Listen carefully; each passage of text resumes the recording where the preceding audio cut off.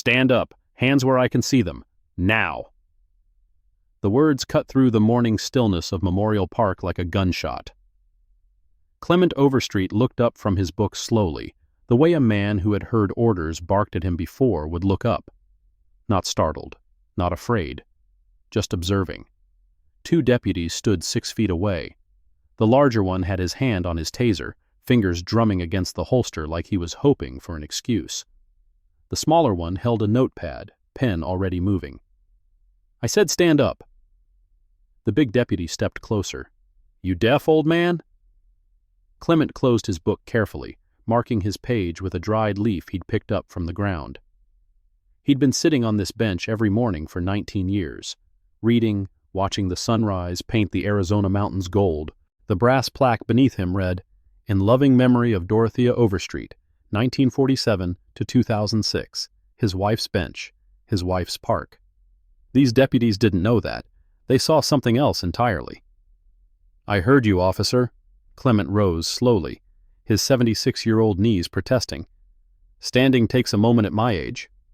The big deputy's jaw tightened. His nameplate read, Mercer. "We got a call about a suspicious individual, possible vagrant. That you?"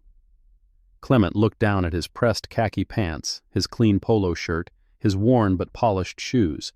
Then he looked back at Deputy Mercer. "I've been sitting on this bench every morning for 19 years, officer, but I suspect you already knew that." Mercer's hand moved from the taser to his belt, hovering. The morning sun caught his badge, throwing light across Clement's face. What Mercer didn't know, what neither deputy could possibly know, was that the old man's grandson was currently sitting in a UN compound in South Sudan, wrapping up 18 months of peacekeeping operations. A man with contacts in the Pentagon, the State Department, and the DOJ Civil Rights Division. Mercer had just picked the wrong bench, the wrong man, the wrong family. And by the time he realized it, his career would already be in ashes. If you think you know where this is going, you don't. This story will make you question everything you thought you knew about power. Subscribe now and stay until the end, because what happens next will shock you. 6 hours earlier, at 5:30 a.m., Clement Overstreet woke the same way he had for the past 19 years. No alarm. His body simply knew. The house was quiet. It had been quiet for 19 years now, since Dorothea passed. 3 bedrooms, 2 bathrooms, a kitchen that still smelled faintly of the cinnamon rolls she used to bake on Sundays. Too much space for one man, but he couldn't leave. Her presence was in the walls, in the curtains she'd picked out, in the garden she'd planted that he still tended every evening. He shuffled to the bathroom, checked his blood sugar the way his doctor insisted. 112. Good. He took his metformin with a glass of water, then made coffee. Black, no sugar, the way he'd drunk it since his army days in Vietnam. His morning routine was precise. Shower at 5:45, dressed by 6, coffee finished by 6:15. Out the door by 6:20 for the 1.2-mile walk to Memorial Park. He'd timed it once, years ago. 23 minutes at his pace. He arrived at the bench by 6:45 every morning, watched the sunrise, read until 9 or 10, then walked home. 19 years. Same route, same bench, same ritual. The neighbors knew him. The mail carrier knew him. The woman who ran the coffee shop on Main Street knew him, and sometimes brought him a pastry when she opened at 7. Everyone in Casa Vista knew Clement Overstreet, or at least they used to. He pulled on his khaki pants, his blue polo shirt, his comfortable walking shoes. Checked his pockets. Wallet with $23, his VA card, his library card, his reading glasses, and today's book, a biography of Frederick Douglass he'd been working through for the past week. Everything in its place. The habit of a lifetime. You didn't spend 2 years in the Mekong Delta without learning that order kept you alive. The morning air was cool for October in Arizona, maybe 62 degrees. The sun hadn't crested the mountains yet, but the sky was lightening from black to purple to orange. Clement walked his usual route, down Maple Street, left on Oak, right on Main, through the small downtown with its shuttered storefronts and empty sidewalks, then into Memorial Park. The bench waited for him. Dorothea's bench. He sat down, opened his book, and began to read. The first jogger passed at 6:53. A white woman in her 40s, earbuds in, eyes fixed straight ahead. Clement nodded politely as she approached. She didn't acknowledge him, didn't even glance his way. He returned to his book. At 7:15, a young mother pushed a stroller along the path. Her toddler pointed at something, maybe a bird, maybe a squirrel. The mother followed the child's gaze, saw Clement on the bench, and immediately steered the stroller to the far side of the path. Maximum distance, as if he were something to be avoided. Clement turned a page. At 7:42, Councilwoman Francine Hollister appeared with her Yorkshire Terrier. Clement had known Francine for 40 years. They attended the same church. He'd fixed her roof in 1994 after a monsoon tore off half the shingles. He'd held her hand at her husband's funeral in 2003. Dorothea used to bring her pecan pie every Christmas. Francine walked past the bench. Her dog strained toward Clement, tail wagging, but Francine yanked the leash and kept moving. Her eyes swept over him the way they might sweep over a fire hydrant or a trash can. Registering presence without acknowledging personhood. "Morning, Francine," Clement said quietly. She didn't respond, didn't slow down, just kept walking, her heels clicking against the concrete path. Clement watched her go. 40 years.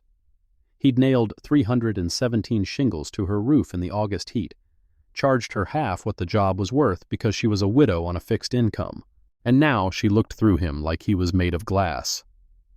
He returned to Frederick Douglass. The words blurred slightly. He blinked, adjusted his glasses, and kept reading. At 9:32 a.m., the 911 call was placed.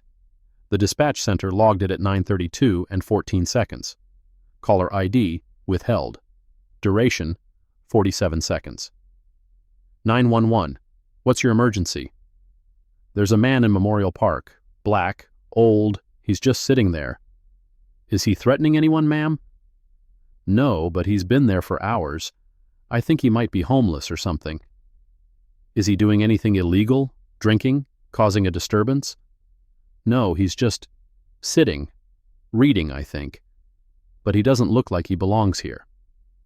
Ma'am, sitting in a public park isn't an emergency. If you'd like to file a non-emergency report, I pay taxes in this town. I want someone to check on him. Can you send someone or not? The dispatcher paused. The line crackled. I'll send a unit to check it out. Thank you. Click. 47 seconds. No crime reported. No threat described. Just the presence of a black man in a public space, existing in a way that made someone uncomfortable enough to call the police. Sergeant Boyd Renfro received the dispatch at 9:38. 18 years on the force, most of them spent in Casa Vista. He knew the park, knew the bench, had probably seen the old man there 100 times without giving him a second thought. But today was different.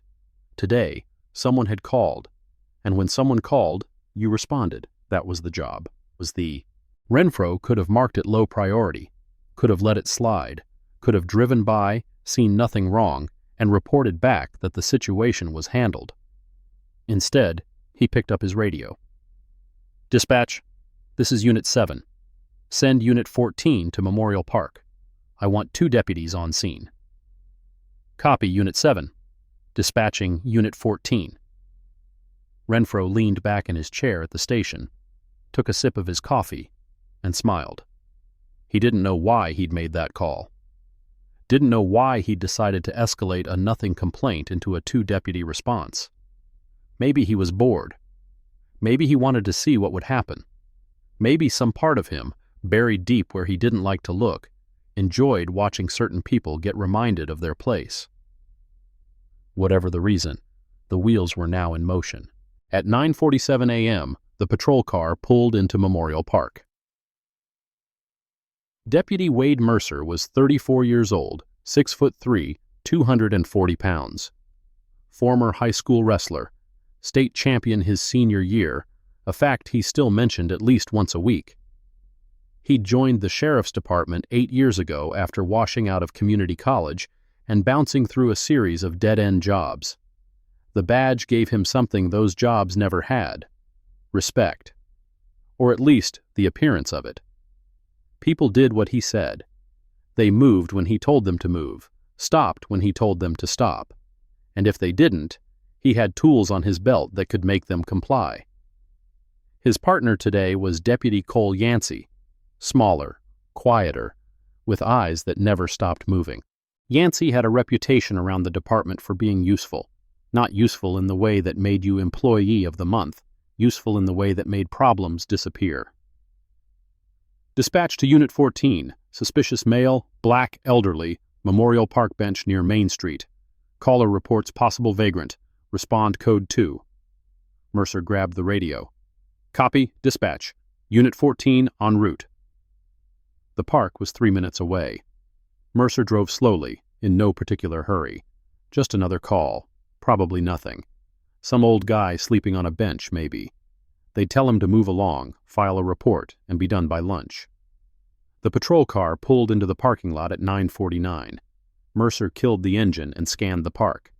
There, on the bench near the walking path, black male, elderly, sitting alone, reading something. "That's our guy," Mercer said. Yancey squinted. "He doesn't look homeless." "Doesn't matter. We got a call." Mercer opened his door. "Let's go." They approached from behind, footsteps deliberately heavy on the gravel path. Clement heard them coming but didn't turn around. He finished the paragraph he was reading, then slowly closed his book. "Stand up. Hands where I can see them. Now." Clement turned his head. 2 deputies. The big one looked angry already for no reason Clement could discern. The small one was writing something in a notepad. "I said stand up." Mercer stepped closer. "You deaf, old man?" Clement rose. It took effort. His left knee had been bad since a fall 2 years ago.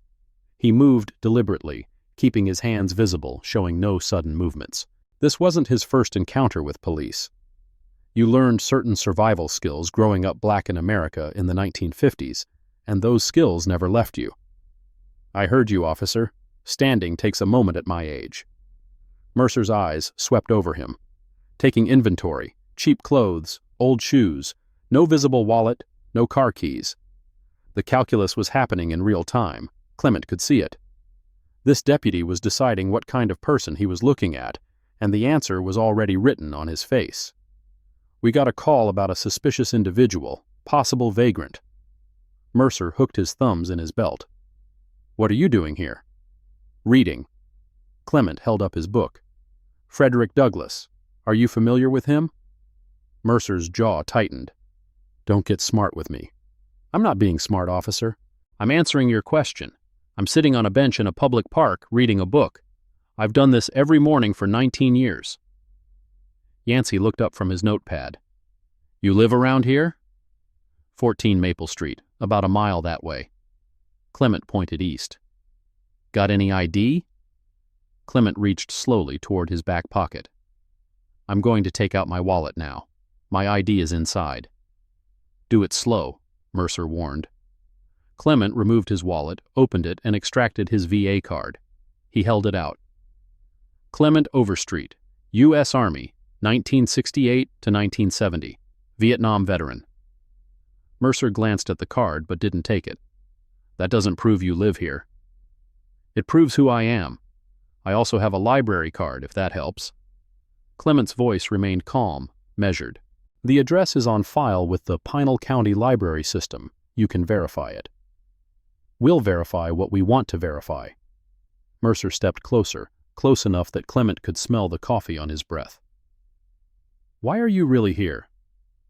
"I told you, I'm reading. On my wife's memorial bench." Clement gestured at the brass plaque. "Dorothea Overstreet. She passed in 2006. I come here every morning to be close to her." Yancey walked around the bench, examining the plaque. His expression didn't change. "Anyone can sit on a bench," Mercer said. "Doesn't mean you belong here. The sign says the park is open from 6 a.m. to 10 p.m. Clement pointed at the posted rules near the entrance. "It says all persons welcome. I'm a person. I'm welcome. The sign also says no loitering. Loitering requires an apparent unlawful purpose, officer. Under Arizona Revised Statutes 13-2905, a person can only be charged with loitering if they're present in a location for the apparent purpose of gambling, soliciting prostitution, or engaging in an unlawful drug transaction. I'm reading Frederick Douglass. None of those conditions apply. Mercer's face reddened. His hand moved to his belt, fingers brushing the taser. Listen to Grandpa here. Yancey smirked, still circling. Got a law degree from Google University. I got it from the Army, actually. JAG officer taught a legal basics course at Fort Campbell in 1969. Stuck with me. Clement met Mercer's eyes without flinching. So I'll ask again, officer. What specific criminal activity do you suspect me of? The silence stretched. A bird chirped somewhere. The morning sun climbed higher, warming the back of Clement's neck. Mercer's hand closed around Clement's upper arm. You're coming with us. The grip was tight. Too tight. Clement felt the bruise forming before the deputy even started moving. On what charge? Failure to comply. Suspicious activity. We'll figure it out at the station. Mercer yanked Clement forward, spinning him around. Hands behind your back. I've complied with every request. I've identified myself. I've explained my presence. This is unlawful detention.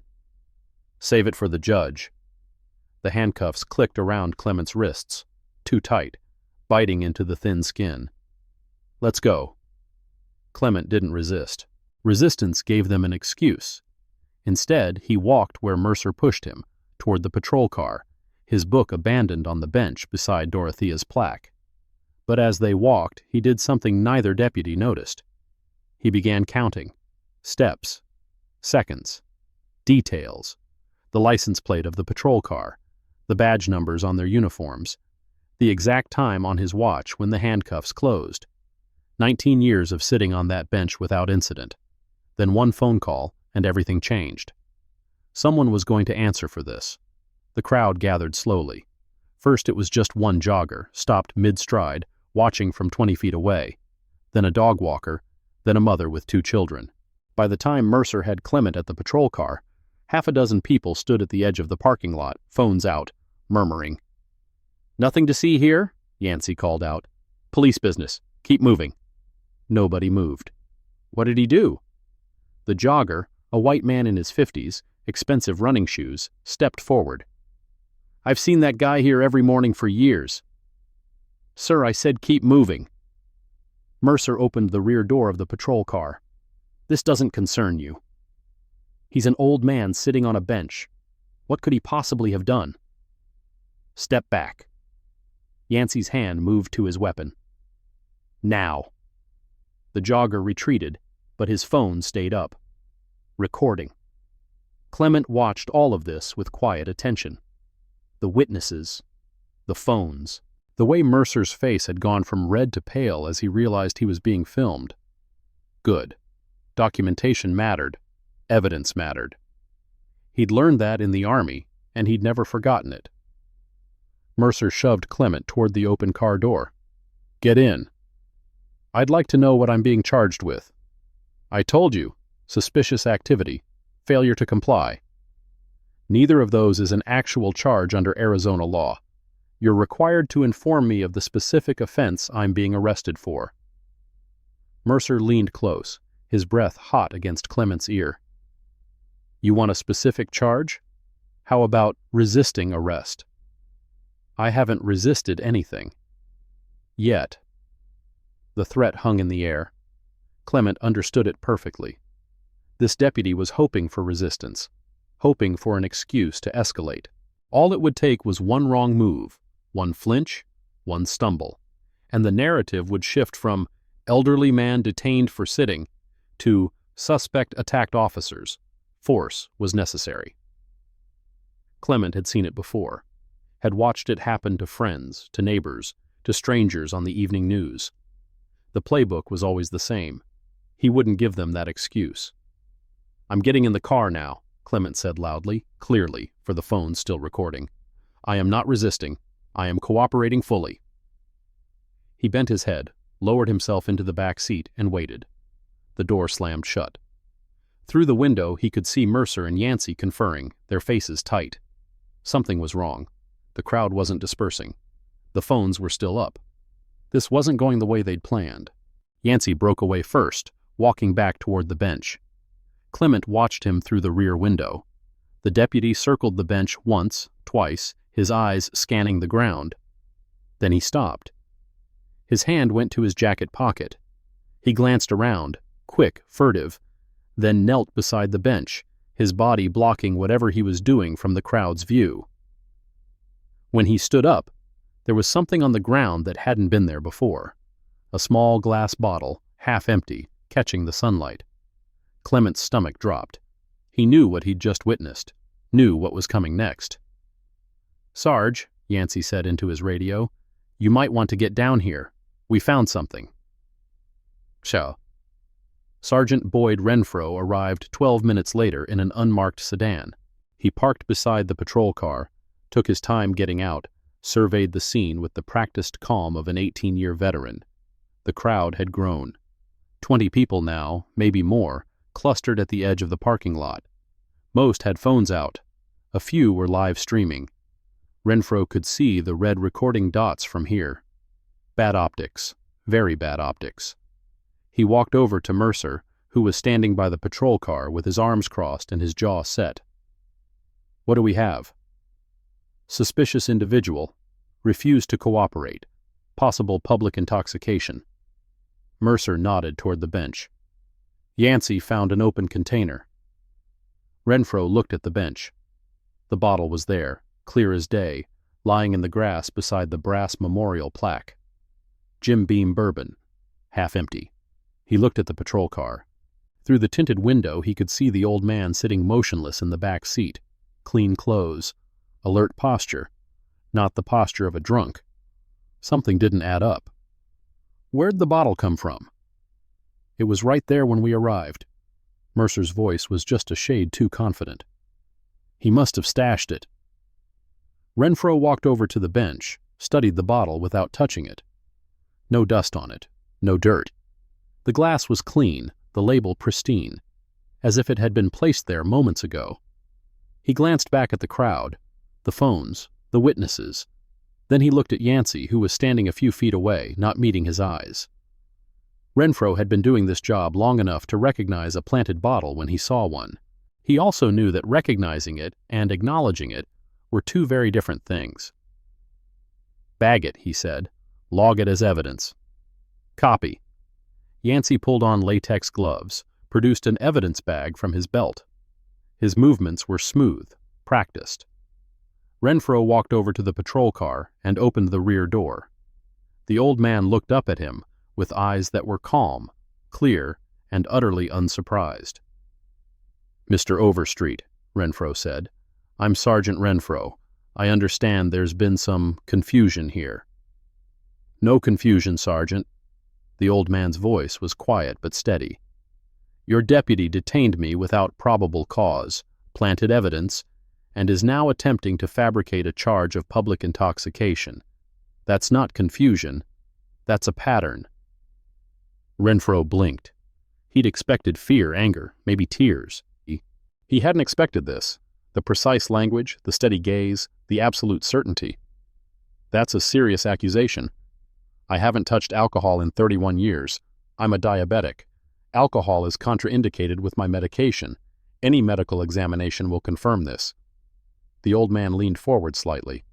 "The bottle your deputy found wasn't there when I arrived. It appeared after I was already in this vehicle. Someone placed it there. I suspect you know that." Renfro said nothing. Behind him, he could hear Yancey sealing the evidence bag, the zip of plastic loud in the morning air. "I have witnesses," Overstreet continued. "I have phones recording, and I have 19 years of sitting on that bench without a single incident. Your deputies have, 8 years on the force? How many complaints?" Renfro's jaw tightened. The old man had done his homework, or he was guessing. Either way, he was closer to the truth than Renfro wanted him to be. "We're taking you to the station," Renfro said finally, "for processing." "On what charge?" "Public intoxication. Suspicious activity. We'll sort it out there. I demand a breathalyzer test. Immediately. It will prove I haven't been drinking. We'll conduct appropriate tests at the station. And I want to call my family. You can make a call after booking. Renfro closed the door. Through the glass, Overstreet's eyes never left his. This was going to be a problem. Renfro could feel it. This old man wasn't going to go quietly into the system, wasn't going to accept a plea deal to make it all go away, wasn't going to fade into the statistics of black men arrested on minor charges in small Arizona towns.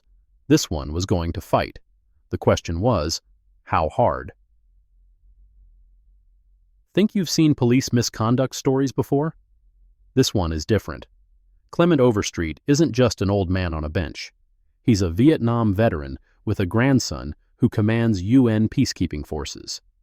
If you want to see what happens when the system picks the wrong target, hit that subscribe button now. The booking process at the Pinal County Sheriff's Station took 2 hours. 2 hours of photographs. 2 hours of fingerprints. 2 hours of forms and questions and waiting in a hard plastic chair while deputies shuffled past with coffee cups and paperwork and barely concealed smirks. Clement answered every question truthfully. Name, date of birth, address, social security number, medical conditions. Diabetes type 2, he said. I take metformin twice daily. I haven't had my afternoon dose. The booking officer, a heavy-set woman with tired eyes, noted it on her form. We'll have the nurse check on you. When? When she's available. I need my medication. My blood sugar is dropping. I can feel it. Sir, I've noted your condition. The nurse will see you when she's available. That was at 11:42 a.m. By 1:30 p.m., no nurse had appeared. Clement sat in the holding cell, a concrete box with a metal bench, a toilet with no seat, and a buzzing fluorescent light that flickered every 30 seconds. His hands were shaking slightly. Cold sweat beaded on his forehead, the signs of hypoglycemia that he knew all too well. He pressed the call button by the door. Yes? A voice crackled through the speaker. I need my medication. My blood sugar is low. I've been waiting nearly 2 hours. The nurse isn't in today. She'll be here tomorrow morning. Tomorrow may be too late. I need glucose. Something with sugar. A juice box. Anything. A pause. Then, I'll see what I can do. No one came. At 3:15 p.m., the dizziness started. Clement lay down on the metal bench, trying to conserve energy. His vision was swimming. His thoughts felt sluggish, disconnected. He'd been a soldier. He'd survived the Mekong Delta, Charlie's ambushes, monsoon rains, and 100-degree heat. He'd held his best friend's hand while the man bled out from shrapnel wounds, watched the helicopter come too late, carried the body back to camp. He was not going to die in a county jail because some deputy wanted to teach him a lesson. He pressed the call button again. What now? The voice sounded annoyed. I'm a diabetic in hypoglycemic crisis. If I don't receive glucose within the next hour, I will lose consciousness. If I lose consciousness, I may not wake up. I am documenting this conversation. I have requested medical attention 4 times. The time is now 3:17 p.m. Silence. Then, hold on. 20 minutes later, the cell door opened. A deputy, not Mercer, not Yancey, someone new, handed Clement a small carton of orange juice and a packet of crackers. Best I could find, the deputy said. Nurse really isn't in today. Sorry. Clement took the juice with trembling hands, drained it in 3 swallows. The sugar hit his bloodstream almost immediately, steadying his hands, clearing his vision. Thank you. Don't thank me. The deputy looked uncomfortable. I just heard what happened at the park. Seemed like a lot of fuss over nothing. Over a man sitting on a bench. Yeah. The deputy shifted his weight. Look, I don't know what's going on here, but you seem like a decent guy. Just cooperate, okay? Let this play out. It'll be easier. Easier for whom? The deputy had no answer for that. Sheriff Lawton Briggs arrived at the station at 4:45 p.m. He'd been playing golf when the call came, the county commissioner, voice tight with annoyance. Apparently, some old man had gotten arrested in Memorial Park, and people were posting videos online. The hashtag Justice for Clement was starting to trend locally. Briggs hadn't made it past the 10th hole. He found the station in controlled chaos. Deputies clustered in small groups, whispering. The phones ringing constantly. Reporters, he assumed, and concerned citizens, and probably the ACLU. "Where is he?" Briggs asked. "Cell 4. The booking officer pointed down the hall. "Been there since noon." Briggs walked the corridor alone. His boots echoed on the concrete floor. The fluorescent lights buzzed overhead, washing everything in sickly yellow. Cell 4. Through the small window, he could see an elderly black man sitting on the metal bench, hands folded in his lap, posture straight despite everything. Not the posture of defeat, the posture of patience. Briggs unlocked the door and stepped inside. "Mr. Overstreet." He extended his hand. "I'm Sheriff Briggs. I understand there's been some trouble today." Overstreet looked at the hand, then at Briggs's face, then back at the hand. He didn't take it. "Trouble?" The old man's voice was flat. "That's an interesting word for it." Briggs lowered his hand, unbothered. He'd dealt with hostile suspects before. "I've reviewed the arrest report. I have some questions about what happened. Your deputies detained me without probable cause. They planted evidence.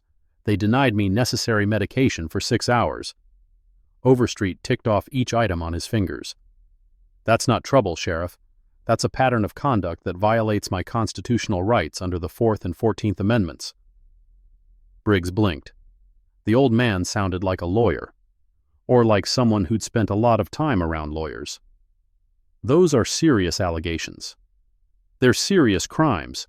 Under 18 U.S.C. Section 242, deprivation of rights under color of law, with bodily injury enhancement due to the medical neglect. Federal felony. Up to 10 years. Briggs felt something shift in his chest. A cold weight settling. "You seem very familiar with the law, Mr. Overstreet." "I'm a veteran. We learn things. My deputies are good officers. They followed protocol. Your deputies fabricated evidence and denied a 76-year-old diabetic his medication. If that's your protocol, your department has bigger problems than one wrongful arrest."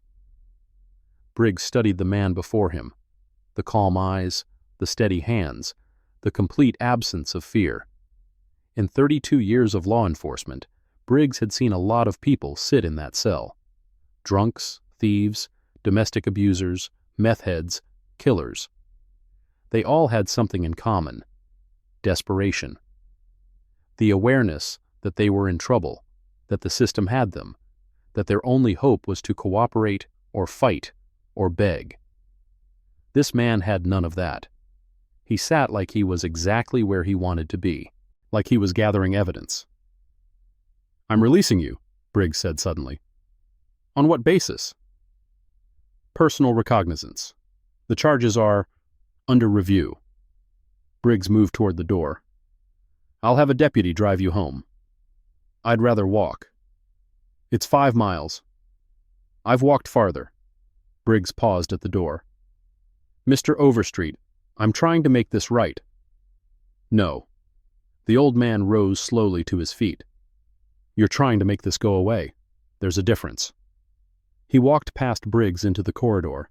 His footsteps were steady, unhurried. Briggs watched him go, the cold weight in his chest spreading. This wasn't over. Not by a long shot. Clement walked home in the fading light, 5 miles through the Arizona evening, past strip malls and fast food restaurants and suburban developments with names like Sunset Vista and Desert Oasis. His legs ached. His head still felt cloudy from the blood sugar crash. Every step sent a dull throb through his left knee. But he walked. Because he'd been walking these roads for 40 years, and no deputy with a badge and a chip on his shoulder was going to change that. By the time he reached Maple Street, the sun had set and the stars were emerging. His house was dark. He'd left at dawn, expecting to be home by noon. That was 9 hours ago. He unlocked the front door, stepped inside, and stood for a moment in the darkness, just breathing. Then he turned on the lights, walked to the kitchen, and picked up the phone. The number he dialed was stored in his memory, not in any contact list. An international code, then a string of digits, then a series of tones that indicated the call was being routed through secure channels. It rang twice. "Grandfather?" Julian's voice, 7,000 miles away, but clear as if he were in the next room. "Julian." Clement sat down heavily in his kitchen chair. "Something happened today." A pause. "What kind of something?" "I was arrested. At the park.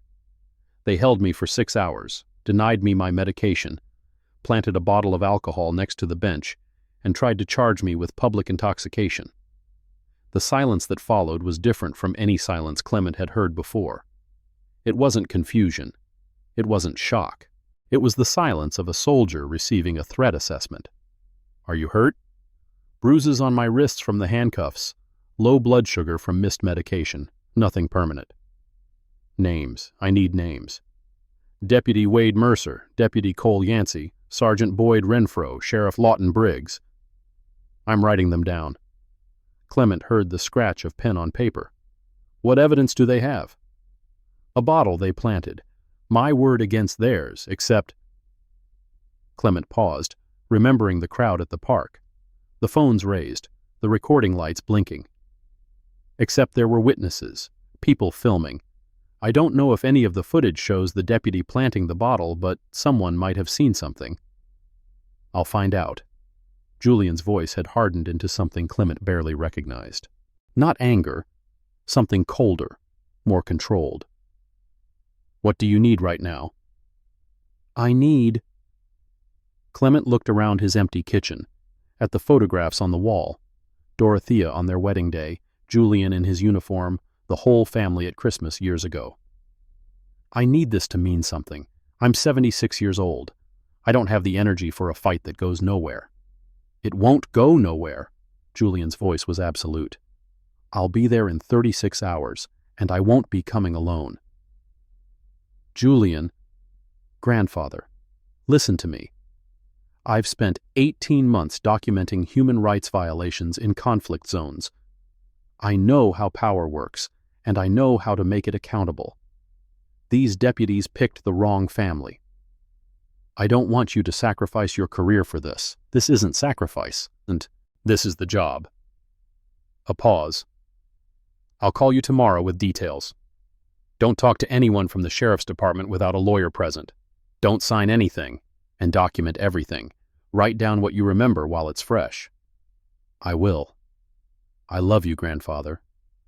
"I love you too, boy." The line went dead. Clement set the phone down slowly. Outside, the Arizona night was silent. The stars wheeled overhead, indifferent to the troubles of old men and small-town deputies. Somewhere in South Sudan, his grandson was making calls, pulling strings, activating networks that stretched from the Pentagon to the State Department to the DOJ Civil Rights Division. The wheels were in motion. Clement got up, found a pen and a legal pad, and began to write. 3 days later, the library footage surfaced. Marisol Fuentes had worked at the Casa Vista Public Library for 11 years. She knew Clement Overstreet. He came in every Wednesday to return books and check out new ones. Always polite, always grateful. Always had a kind word for whoever was working the desk. When she heard about his arrest, from a coworker who'd seen the videos online, she didn't believe it. Clement Overstreet, drunk in public, the man who only drank water and black coffee, the man who'd once told her he gave up alcohol in 1994 when his doctor warned him about his diabetes? Impossible. But the news kept coming. People at church were talking about it. The local paper ran a story. Some folks were saying he deserved it. Probably wasn't as innocent as he looked. Others were outraged, organizing a protest for the following Saturday. Marisol stayed out of it. She wasn't political. She just did her job, shelved the books, helped patrons find what they needed. But something nagged at her, something she couldn't shake. The library's security cameras. Camera 3 pointed out the window at the corner of Main Street and Oak. Its field of view included a slice of Memorial Park, specifically the area around the bench near the walking path. Dorothea's bench, Clement's bench. On her lunch break, Marisol pulled up the footage from October 14th. She told herself she was just curious, just wanted to see what had really happened. What she saw changed everything. 9:49 a.m. A patrol car pulls into the park. 2 deputies approach the bench. An elderly black man stands slowly, hands visible. 9:52 a.m. The larger deputy pushes the man toward the patrol car. Handcuffs flash in the sunlight. 9:52 a.m. Continued. The smaller deputy returns to the bench, alone. He looks around, checking for witnesses. Then he reaches into his jacket pocket. 9:52 and 34 seconds. Something emerges from the pocket. Small. Cylindrical. Glass catching the light. 9:52 and 41 seconds. The deputy places the object on the ground, beside the bench. 9:53 a.m. The deputy walks away. Behind him, visible in the frame, the elderly man is already in the patrol car. Marisol sat frozen in her chair. The footage paused on a frame that showed the deputy's hand withdrawing from beside the bench. She'd just watched a cop plant evidence. On camera. Her hands were shaking as she reached for her phone. She didn't call the police, obviously not. She didn't call the newspaper. She wasn't sure they could be trusted. She called the one person in town she knew had both the moral authority and the connections to handle something like this. Pastor Gideon Treadwell picked up on the third ring. Marisol, what's wrong? Pastor, I found something. About Clement. You need to come to the library, right now. The pastor arrived in 20 minutes. Marisol showed him the footage 3 times, then a 4th. His face went from puzzled to shocked to something harder, something that looked almost like anger. You're sure about the timestamp? I checked it against the NTP server sync.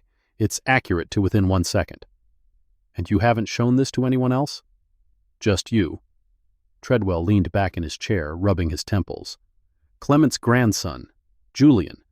He's some kind of military officer, peacekeeping work overseas. Clement mentioned it once. He pulled out his phone. I have his number somewhere.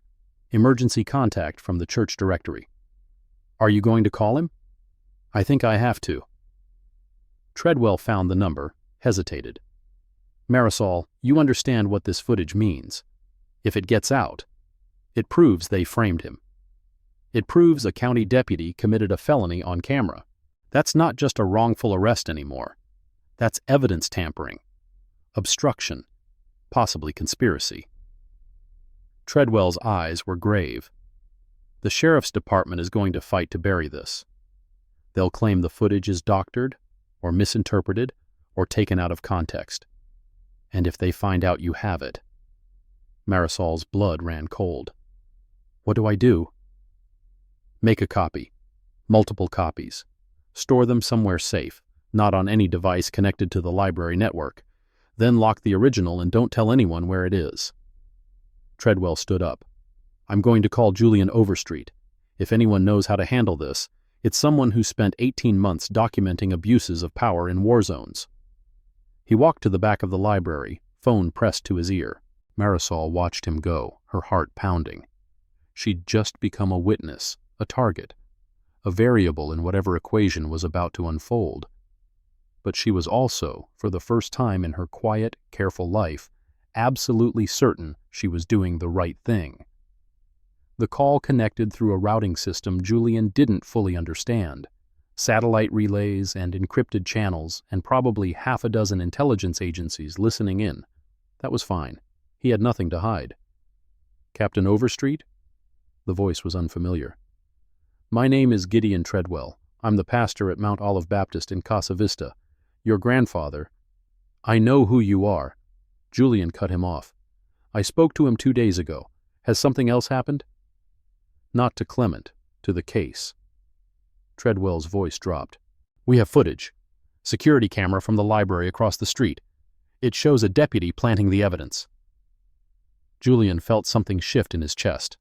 Not surprise. He'd suspected the bottle was planted from the moment his grandfather described the arrest. But suspicion was one thing, proof was another.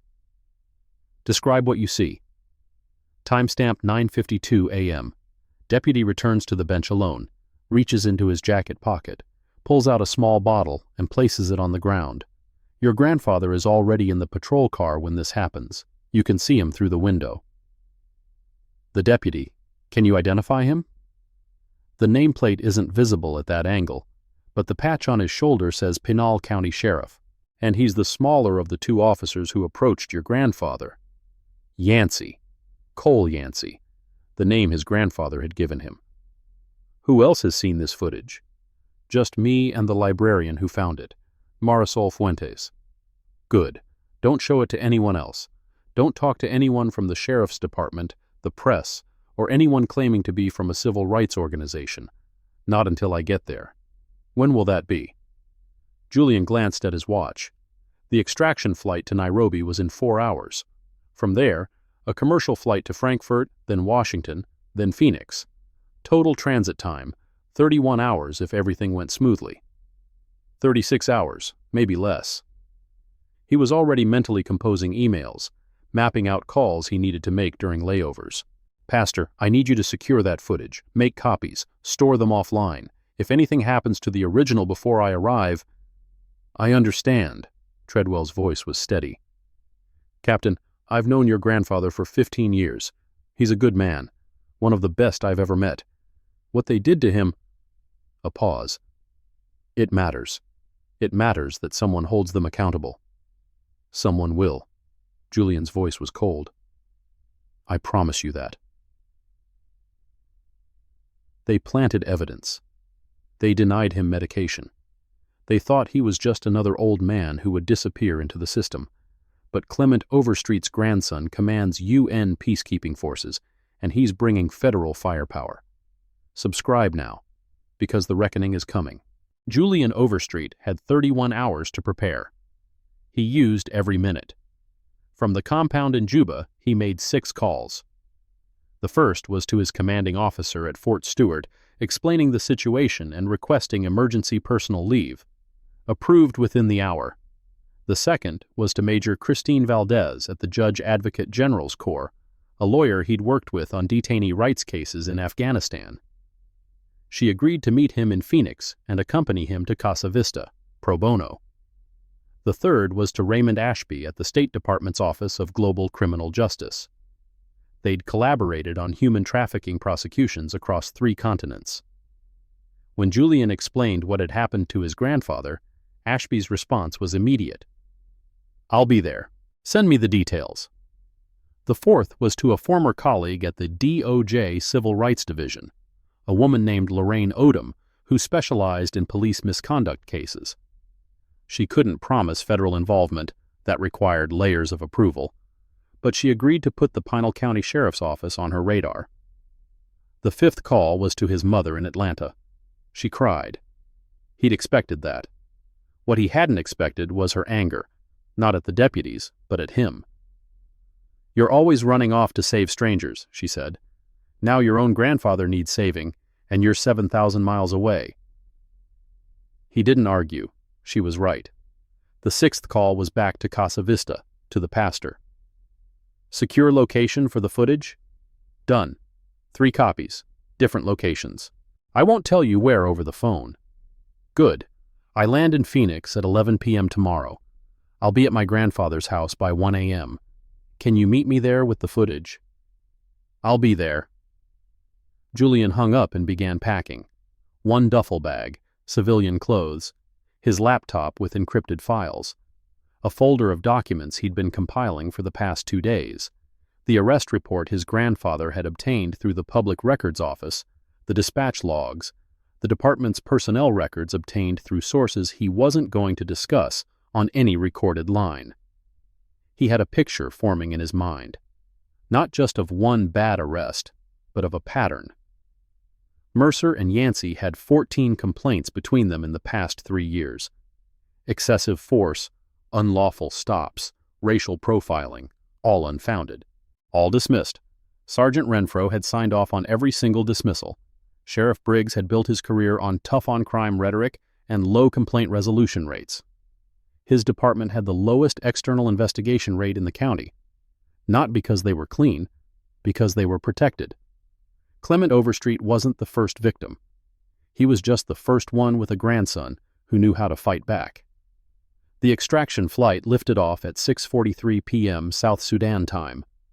Julian watched the compound shrink below him, the tents and vehicles and guard towers fading into the African savanna.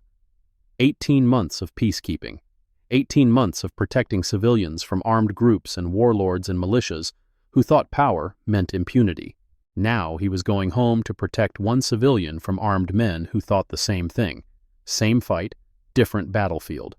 Now? She. While Julian was in the air, things were moving in Casa Vista. Sheriff Briggs had received 5 media inquiries about the Overstreet arrest. He'd declined all of them.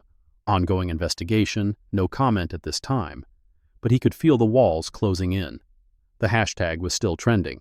The local NAACP had announced a community meeting.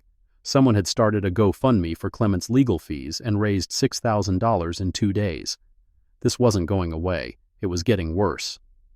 "We need to get ahead of this," Briggs said to his deputies, gathered in the conference room at 9 a.m. on day 4. "Mercer, Yancey, Renfro, I want your reports on my desk by noon. Complete, detailed, no inconsistencies."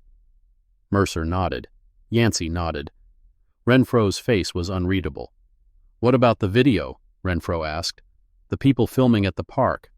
Our IT guy is working on it, seeing if we can identify the users, maybe reach out and discourage them from posting anything misleading." "That's witness tampering," Mercer said. "That's community outreach." Briggs's smile didn't reach his eyes.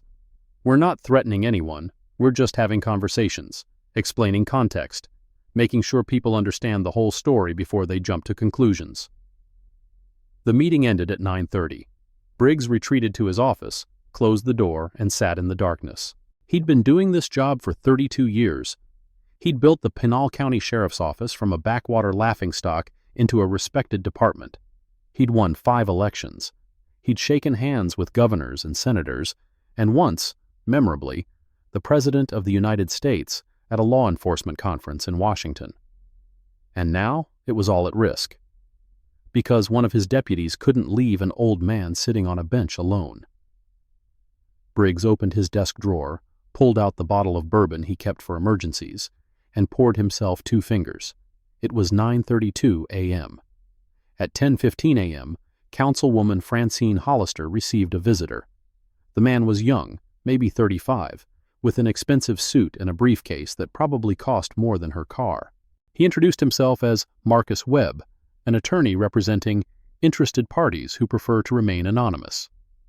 What interested parties? Parties who are concerned about the negative publicity currently affecting Casa Vista. Webb smiled. It didn't reach his eyes. Parties who believe this situation with Mr. Overstreet could be resolved quietly if the right steps are taken. Francine's stomach tightened. "What does this have to do with me?" "You were at the park that morning. You walked past Mr. Overstreet before his arrest. Several witnesses remember seeing you." Webb opened his briefcase, produced a photograph. It showed Francine on the park path, phone to her ear, dog straining at its leash. In the background, Clement sat on the bench with his book. "I was walking my dog. I didn't see anything." "Of course you didn't." Webb's smile widened. "But other people might misinterpret, might wonder why a city council member was at the park minutes before police arrived, might wonder who she was calling." The implication was clear. Francine felt ice in her veins. The 911 call was anonymous. Yes, it was. Webb tucked the photograph back into his briefcase. "Wouldn't it be a shame if that anonymity slipped?" "What do you want?" "Nothing from you, Councilwoman. Just your continued silence, your continued cooperation." He rose to leave. "My clients believe this situation will resolve itself in time. They simply want to ensure no one does anything precipitous." "And if someone does?" Webb paused at the door. "Then my clients will have to take steps to protect their interests, and the interests of their friends." His eyes found hers. "You have friends, don't you, councilwoman? Friends who might not appreciate their names appearing in connection with this unpleasant business?" He left. Francine sat alone in her office, hands trembling. She'd walked past Clement Overstreet 1,000 times, smiled at him in church, eaten his wife's cooking, let him fix her roof. And then one morning, she'd seen him sitting on that bench and felt, what? Annoyance? Embarrassment? Some unnamed discomfort at the sight of a black man existing in a space she'd decided belonged to someone else? She'd made a call, withheld her number, reported a suspicious person who wasn't suspicious at all. Now someone new, someone with lawyers and money, and the will to use both. Francine reached for her phone, hesitated, then put it down. She was trapped, and she'd trapped herself. At 11 a.m., Deputy Cole Yancey found a note on his windshield. It was unsigned. 2 sentences typed on plain white paper. Camera 3 at the library sees the bench. Check the timestamp at 9:52. Yancey's blood went cold. He looked around the parking lot. No one in sight. Just rows of cars baking in the Arizona sun. Camera 3. The library. 9:52. If there was footage, if someone had captured what he'd done, then the story he and Mercer had constructed, the reports they'd filed, the evidence they'd logged, all of it was worthless. Worse than worthless. It was proof of conspiracy. He pulled out his phone and dialed Mercer. "We have a problem." By noon, the conspiracy had metastasized. Mercer and Yancey met with Renfro in the parking lot behind the station. 3 men standing between pickup trucks, speaking in low voices. "The library camera," Yancey said.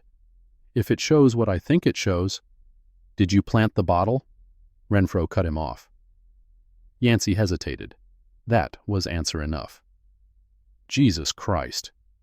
Renfro ran a hand through his hair. "I signed off on your report. I vouched for your evidence. If this comes out—" "It won't come out." Mercer's voice was hard. "We handle this. Quietly." "How?" "The footage is at the library. We get it before anyone else does. Tell the librarian there's an ongoing investigation. The footage is evidence. We need to take custody of it." "That's not legal." "Neither is what Yancey did. We're past legal now." Mercer looked at both of them in turn. "We're in this together. All 3 of us. If one goes down, we all go down. You understand?" Renfro was silent for a long moment. Then, slowly, he nodded. "I'll talk to the librarian. Today, before someone else gets to that footage." "I said I'll handle it." Renfro walked back to the station. Mercer and Yancey watched him go. "Think he'll hold?" Yancey asked. "He'll hold." Mercer spat on the ground. "He's got as much to lose as we do. More, probably. 3 years to pension. You think he's going to throw that away for some old man who was sitting in the wrong place at the wrong time?" Yancey didn't answer. He was thinking about the note on his windshield. Someone knew. Someone was watching. And somewhere out there, Clement Overstreet's grandson was getting on a plane. At 1:17 p.m., Marisol Fuentes looked up from her desk to find Sergeant Boyd Renfro standing in front of her. "Miss Fuentes." He smiled, but it looked wrong on his face, too wide, too practiced. "I'm here about some security footage. We believe it may be relevant to an ongoing investigation." Marisol's heart hammered in her chest. "What footage?" "From October 14th. Camera 3, I believe. The one facing Main Street." "That camera is for library security. I'd need authorization from the county administrator to release any footage to—" "This is a law enforcement request." Renfro's smile didn't waver. "I'm sure you understand the importance of cooperating with official investigations." "I understand the importance of following procedures." Marisol's voice came out steadier than she felt. "If you have a warrant, I'll be happy to comply." "A warrant shouldn't be necessary. We're all on the same team here." "Then getting a warrant shouldn't be a problem." Marisol held his gaze. I'll need to see official documentation before releasing any footage. That's library policy. Renfro's smile finally faded. Something harder appeared beneath it. Ms. Fuentes, I hope you're not planning to obstruct a police investigation. I'm following my employer's policies. If that constitutes obstruction, I'm sure the county attorney's office can explain it to me. They stared at each other for a long moment. Renfro's jaw worked silently, muscles tensing and releasing. Then he turned and walked out without another word. Marisol waited until the door closed behind him. Then she picked up her phone and texted Pastor Treadwell. They came for the footage. I held them off, but they'll be back. We need to move fast. At 2:45 p.m., Clement Overstreet received a visit from his lawyer. He hadn't hired a lawyer. He hadn't been able to afford one. But the woman standing on his doorstep, tall, black, wearing a suit that cost more than his monthly pension, introduced herself as Tamara Vance from the Arizona Civil Liberties Union. Mr. Overstreet, we've been following your case. We believe what happened to you represents a significant civil rights violation, and we'd like to offer our legal services, free of charge. Clement invited her in. They sat at his kitchen table, the same table where he and Dorothea had eaten dinner for 40 years. Tell me what happened, Vance said. From the beginning. So he did. The morning walk, the bench, the deputies, the planted bottle, the denial of medication, the long hours in the cell, Sheriff Briggs's visit, the phone call to Julian. Vance took notes throughout, her pen moving in sharp, efficient strokes. When Clement finished, she looked up. Mr. Overstreet, I need to ask you something directly. Do you have any evidence, photographs, video, witness statements, that the bottle was planted? No direct evidence. Clement hesitated. But the library across the street has security cameras. I don't know what they show. Vance's eyes sharpened. Has anyone looked at that footage? My pastor mentioned something. I don't have details. Your pastor's name? Gideon Treadwell, Mount Olive Baptist. Vance made a note. I'm going to contact him. If there's footage that supports your account, we need to secure it before... The doorbell rang. Clement rose, walked to the door, and found Deputy Wade Mercer standing on his porch. Mr. Overstreet. Mercer's smile was thin, predatory. Just wanted to check in, make sure you're doing okay after your ordeal. I'm fine. Good. Good. Mercer's eyes drifted past Clement to the kitchen, where Vance sat watching. Got company? My attorney. Something flickered across Mercer's face, something that looked like fear. Well, I won't keep you. He stepped back from the door. Just wanted to let you know we're keeping an eye on things, making sure everything stays calm. Is that a threat, Deputy? It's a courtesy. Mercer's smile widened. We look out for our community here in Casa Vista, all of our community, even the ones who might not appreciate it. He turned and walked back to his patrol car. Clement watched until the vehicle pulled away, then closed the door. What did he want? Vance asked. To remind me that he's still out there. Clement returned to his seat. That they're watching? Then we need to move faster. Vance pulled out her phone. I'm calling Pastor Treadwell now. The next 12 hours moved like a chess game played at double speed. Vance contacted Treadwell, confirmed the existence of the footage, and arranged for a copy to be transferred to ACLU servers outside the state. Chain of custody documented. Timestamps verified. Metadata authenticated. Mercer and Yancey, unaware that the footage had already been copied, obtained a warrant from a friendly judge at 6 p.m. and arrived at the library at 6:45. Marisol handed over the original hard drive with elaborate courtesy. I hope it helps your investigation, officers. They didn't know that 3 copies were already in circulation. 1 with the ACLU, 1 with Pastor Treadwell, 1 on its way to Julian Overstreet via encrypted email. At 8 p.m., Sheriff Briggs received a call from the county attorney's office.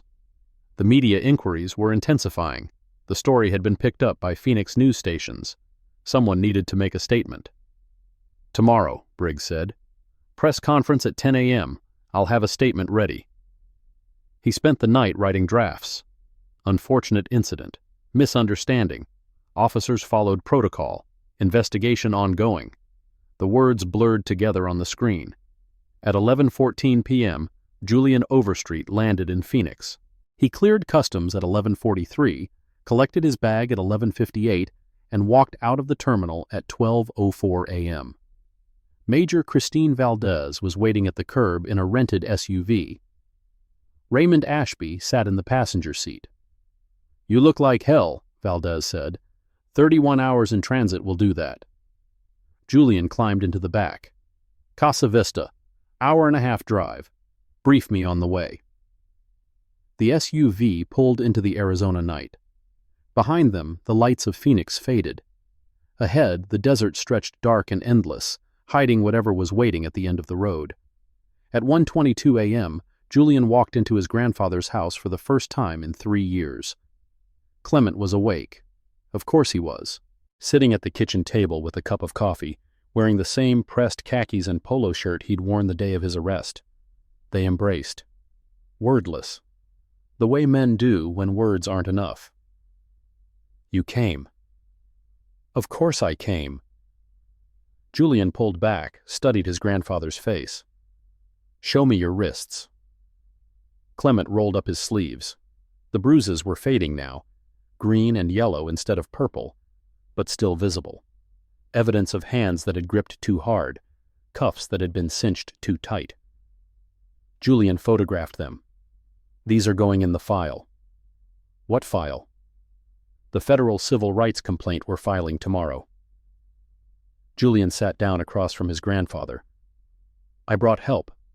Major Valdez from the JAG Corps, Raymond Ashby from State. We've been building the case during transit." "You work fast." "I learned from the best." Julian met his grandfather's eyes. "They picked the wrong family, Grandpa. By the time we're done, every deputy involved in this will wish they'd never heard the name Overstreet." "I don't want revenge." Clement's voice was quiet. "I want accountability." "Then you'll have it." Julian pulled out his laptop, opened a file. "Pastor Treadwell sent me the footage. I've watched it 12 times. Clear as day. Yancey plants the bottle while you're already in the patrol car. Timestamp proves it happened after your detention." "So we have proof." "We have more than proof. We have a pattern." Julian scrolled through documents. Mercer and Yancey have 14 complaints between them in 3 years. Renfro signed off on every dismissal. Briggs has run a department with the lowest external investigation rate in the county. He looked up. "This isn't about one arrest anymore. This is about a system that protects abusers."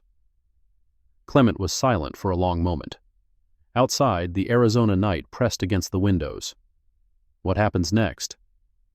"Tomorrow morning, we visit Sheriff Briggs. We show him what we have. We give him one chance to do the right thing." Julian's jaw tightened. "And when he doesn't take it, because he won't, we go to the FBI." At 9:45 a.m., Julian Overstreet walked into the Pinal County Sheriff's Office. He was flanked by Major Valdez in her Army service uniform and Raymond Ashby in a suit that practically screamed federal government. The receptionist behind the front desk took one look at them and reached for her phone.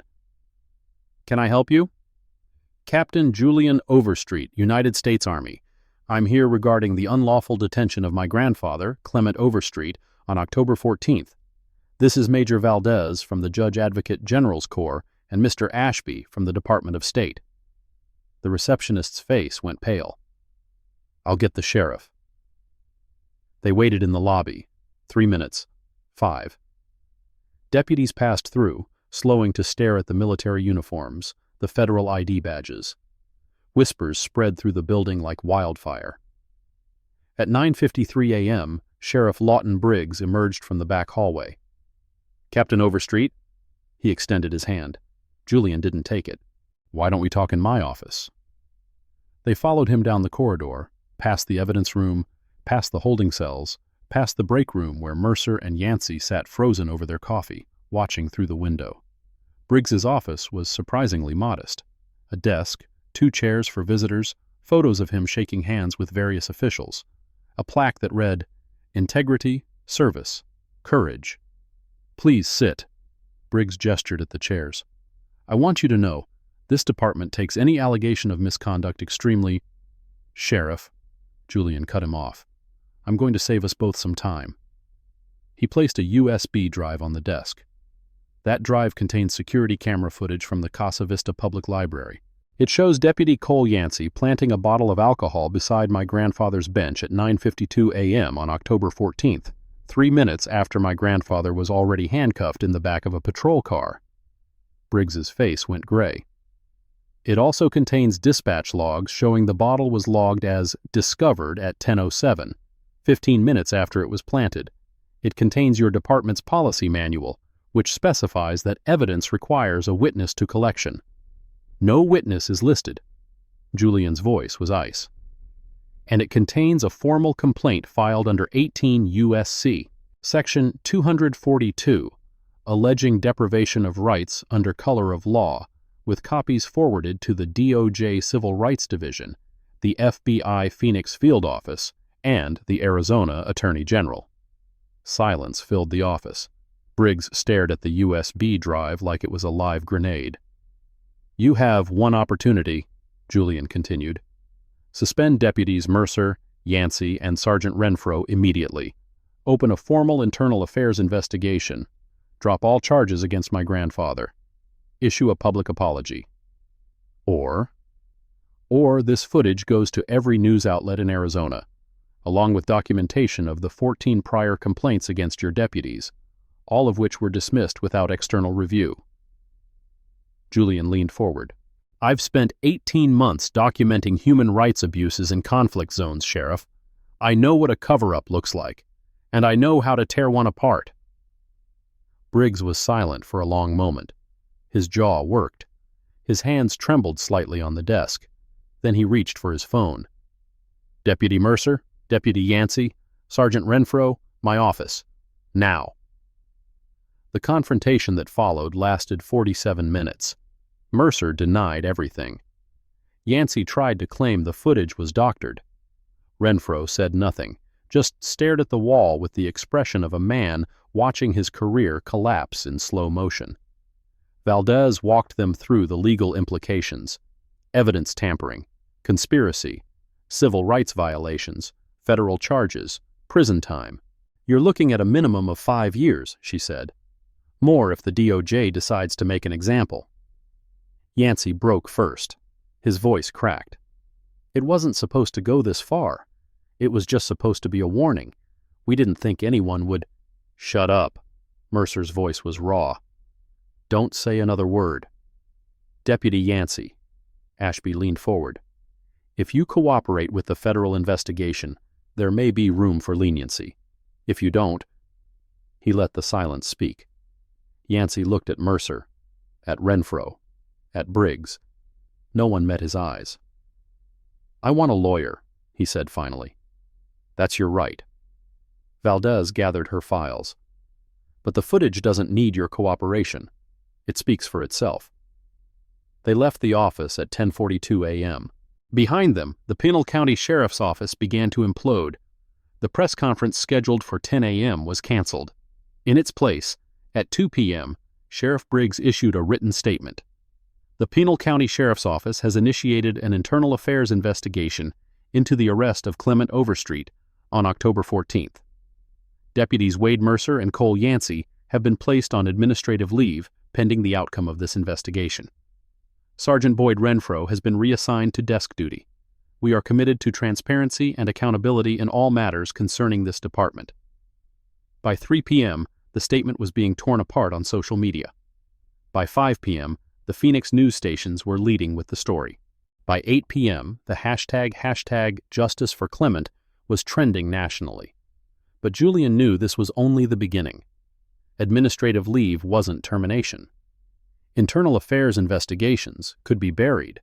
Written statements could be followed by quiet settlements and sealed records and business as usual. Real accountability required external pressure. Federal pressure. At 9 p.m., Julian sat down with his grandfather at the kitchen table. The same table where Clement had called him 4 days ago. It felt like years. "What happens now?" Clement asked. "We wait. The FBI is reviewing our complaint. The DOJ is deciding whether to open a pattern or practice investigation. The ACLU is preparing a civil suit." "And the deputies?" "Suspended, for now." Julian's jaw tightened. "It's not enough. I know it's not enough." "It's more than I expected." Clement reached across the table, clasped his grandson's hand. "When I called you that night, I didn't know if anyone would believe me. I'm an old man. They're the law. I thought—" "You thought the system would protect them."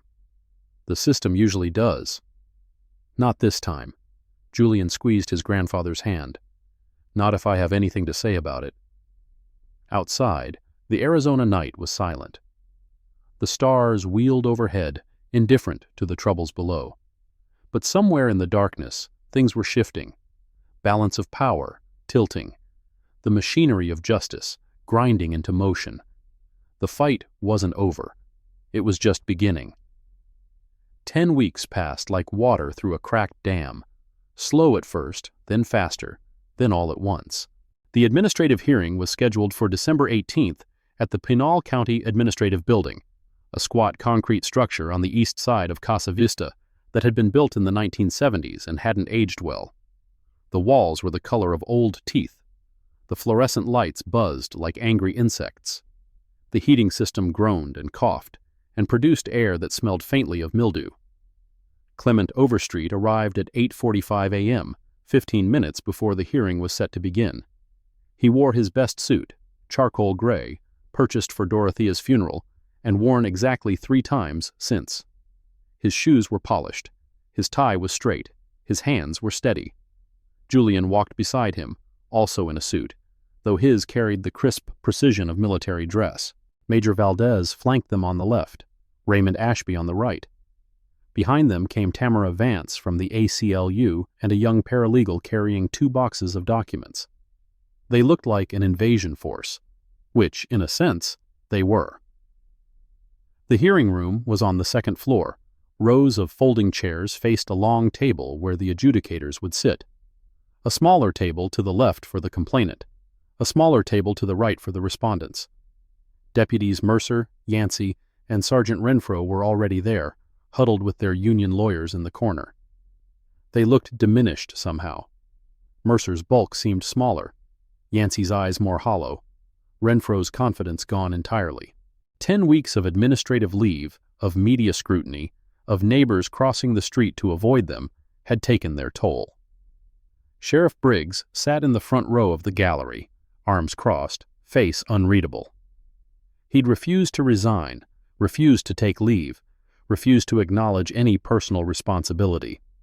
His statement to the press had been a masterpiece of passive voice. Mistakes were made, procedures were not followed, the department is committed to improvement. But he was here. That meant something. He wanted to see how this ended. At 9 a.m. sharp, the adjudicators entered. Lieutenant Marcus Webb from Arizona Post, the Peace Officer Standards and Training Board, would preside. Beside him sat Captain Lorraine Odom from the FBI Civil Rights Division, present as an observer but carrying the weight of federal authority. Webb called the hearing to order. "This is Internal Affairs Case Number 1A-2025-0892, concerning the arrest and detention of Clement Overstreet on October 14, 2025. The respondents are Deputy Wade Mercer, Deputy Cole Yancey, and Sergeant Boyd Renfro of the Pinal County Sheriff's Office." He shuffled papers. The room was silent except for the buzzing lights. "We'll begin with opening statements. Ms. Vance, for the complainant." Tamara Vance rose. She was tall, composed, her voice carrying easily to every corner of the room. "Lieutenant Webb, Captain Odom, what happened to Clement Overstreet on October 14th was not an isolated incident. It was not a misunderstanding. It was not a procedural error that can be corrected with retraining and a written reprimand." She paused, letting the words settle. What happened was a crime. Deputy Yancey planted evidence. Deputy Mercer used excessive force. Sergeant Renfro authorized an unlawful detention and signed off on a falsified report, and for 6 hours a 76-year-old diabetic veteran was denied medication that he needed to survive. She walked toward the respondent's table.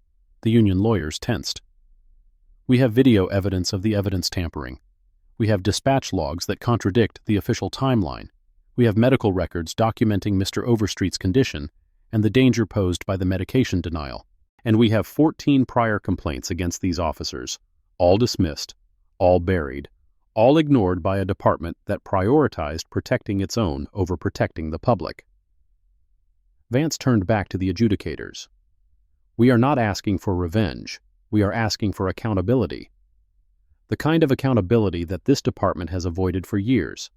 The kind that tells every resident of Pinal County that their rights matter, that they cannot be arrested for sitting on a bench, cannot have evidence planted against them, cannot be left to suffer in a cell while deputies laugh and drink coffee.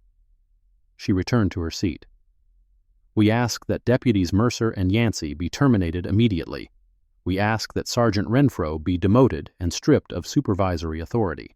And we ask that this hearing's findings be forwarded to the county attorney for criminal prosecution. The union lawyer stood before Webb could call on him. His name was Gerald Hoffman, a thick-necked man with 30 years of experience defending cops accused of misconduct. Lieutenant Webb, Captain Odom, my clients are decorated officers with a combined 41 years of service to this community. They have risked their lives to protect the citizens of Pinal County. They have families, mortgages, futures that hang in the balance of these proceedings. He spread his hands in a gesture of reasonableness. Were mistakes made on October 14th? Perhaps. Did procedures go unfollowed? Possibly. But the narrative being constructed by the complainant, this fantasy of deliberate conspiracy, of planted evidence, of calculated cruelty, is not supported by the facts. Hoffman walked toward the evidence table, where the USB drive containing the library footage sat in a sealed bag. The video from the library is grainy, shot from a distance, open to interpretation. What Ms. Vance calls planting evidence, my clients call securing the scene. Deputy Yancey saw an open container on the ground and moved it to prevent contamination. That's proper procedure. The bottle wasn't there when Mr. Overstreet was detained. Vance's voice cut across the room. The timestamp proves Deputy Yancey approached the bench at 9:52. Hoffman didn't miss a beat. It doesn't prove what was or wasn't on the ground before that moment. Mr. Overstreet could have dropped the bottle himself and kicked it aside. The video doesn't show the entire area. That's absurd. It's reasonable doubt. Hoffman turned to face the adjudicators. My clients made judgment calls in a rapidly evolving situation. Perhaps those judgments were imperfect, but imperfect judgment is not criminal conduct. It's not even misconduct. It's the reality of law enforcement in a country where officers must make split-second decisions with incomplete information. He returned to his seat. We ask that these charges be dismissed, and we ask that this board consider the message it would send to every officer in Arizona if dedicated public servants can have their careers destroyed based on ambiguous video and the accusations of a man who, by his own admission, was uncooperative during the encounter. Webb made a note. We'll proceed to evidence presentation. Ms. Vance, you may begin. This hearing will determine whether 3 officers face justice or walk free. The evidence is damning, but the system protects its own. Subscribe now because the next few minutes will change everything. The evidence presentation took 4 hours. Vance walked the adjudicators through every piece of documentation. The dispatch logs, time-stamped to the second. The library footage, enhanced and annotated by a digital forensics expert. The medical records showing Clement's diabetes diagnosis and the dangers of untreated hypoglycemia. The detention log with its damning entries, medication requested, advised to wait, repeated 3 times over 6 hours. She called witnesses. Marisol Fuentes, who testified about discovering the footage and being visited by Sergeant Renfro. Pastor Treadwell, who described the phone call with Julian and the scramble to secure copies before the sheriff's office could seize them. The booking officer who had finally given Clement orange juice, her voice cracking as she admitted she'd known something was wrong but hadn't wanted to make waves. And Clement himself. He took the stand at 1:15 p.m. His voice was steady, his memory precise. He described the morning in detail, the walk to the park, the bench, the book, the deputies approaching. He described being handcuffed, being shoved into the car, seeing Yancey return to the bench through the rear window. "I watched him reach into his jacket," Clement said. "I watched him place something on the ground. I didn't know what it was until they told me I was being charged with public intoxication." Hoffman cross-examined aggressively. "Mr. Overstreet, you claim you haven't consumed alcohol in 31 years. That's correct. But you can't prove that, can you? You can't prove what you did or didn't drink on the morning of October 14th. I can prove that alcohol is contraindicated with my diabetes medication. I can prove that my blood sugar was 112 that morning, which would not have been possible if I'd been drinking. I can prove that in 31 years of medical records, there's not a single indication of alcohol-related issues. But you can't prove you didn't have a drink that morning. Can you prove I did?" Hoffman's jaw tightened. "I'm asking the questions here, Mr. Overstreet. And I'm answering them. The bottle wasn't mine. I didn't put it there. Your client did. The video shows it. The timestamps prove it. No amount of questioning is going to change what the camera recorded." Clement held Hoffman's gaze without flinching. 19 years of sitting on that bench, 57 years since he'd come home from Vietnam, 76 years of being a black man in America. He'd been questioned before, doubted before, called a liar before. He knew how to stand his ground. The hearing recessed at 5 p.m. The adjudicators would deliberate overnight and deliver their findings the next morning. Clement sat in the parking lot with Julian, watching the sun set over the Arizona desert.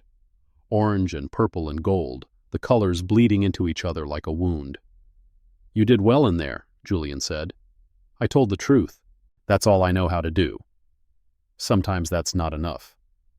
Clement looked at his grandson, the military bearing, the watchful eyes, the tension in his shoulders that never quite went away.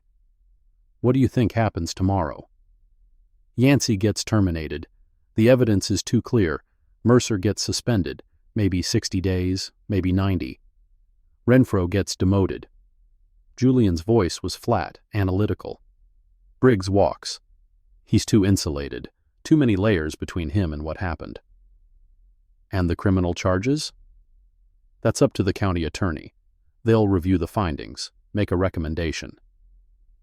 Julian exhaled. "Realistically, Yancey might face a misdemeanor plea. Fabricating evidence is hard to prove beyond reasonable doubt, even with video. Defense will argue interpretation, chain of custody, all the usual tricks.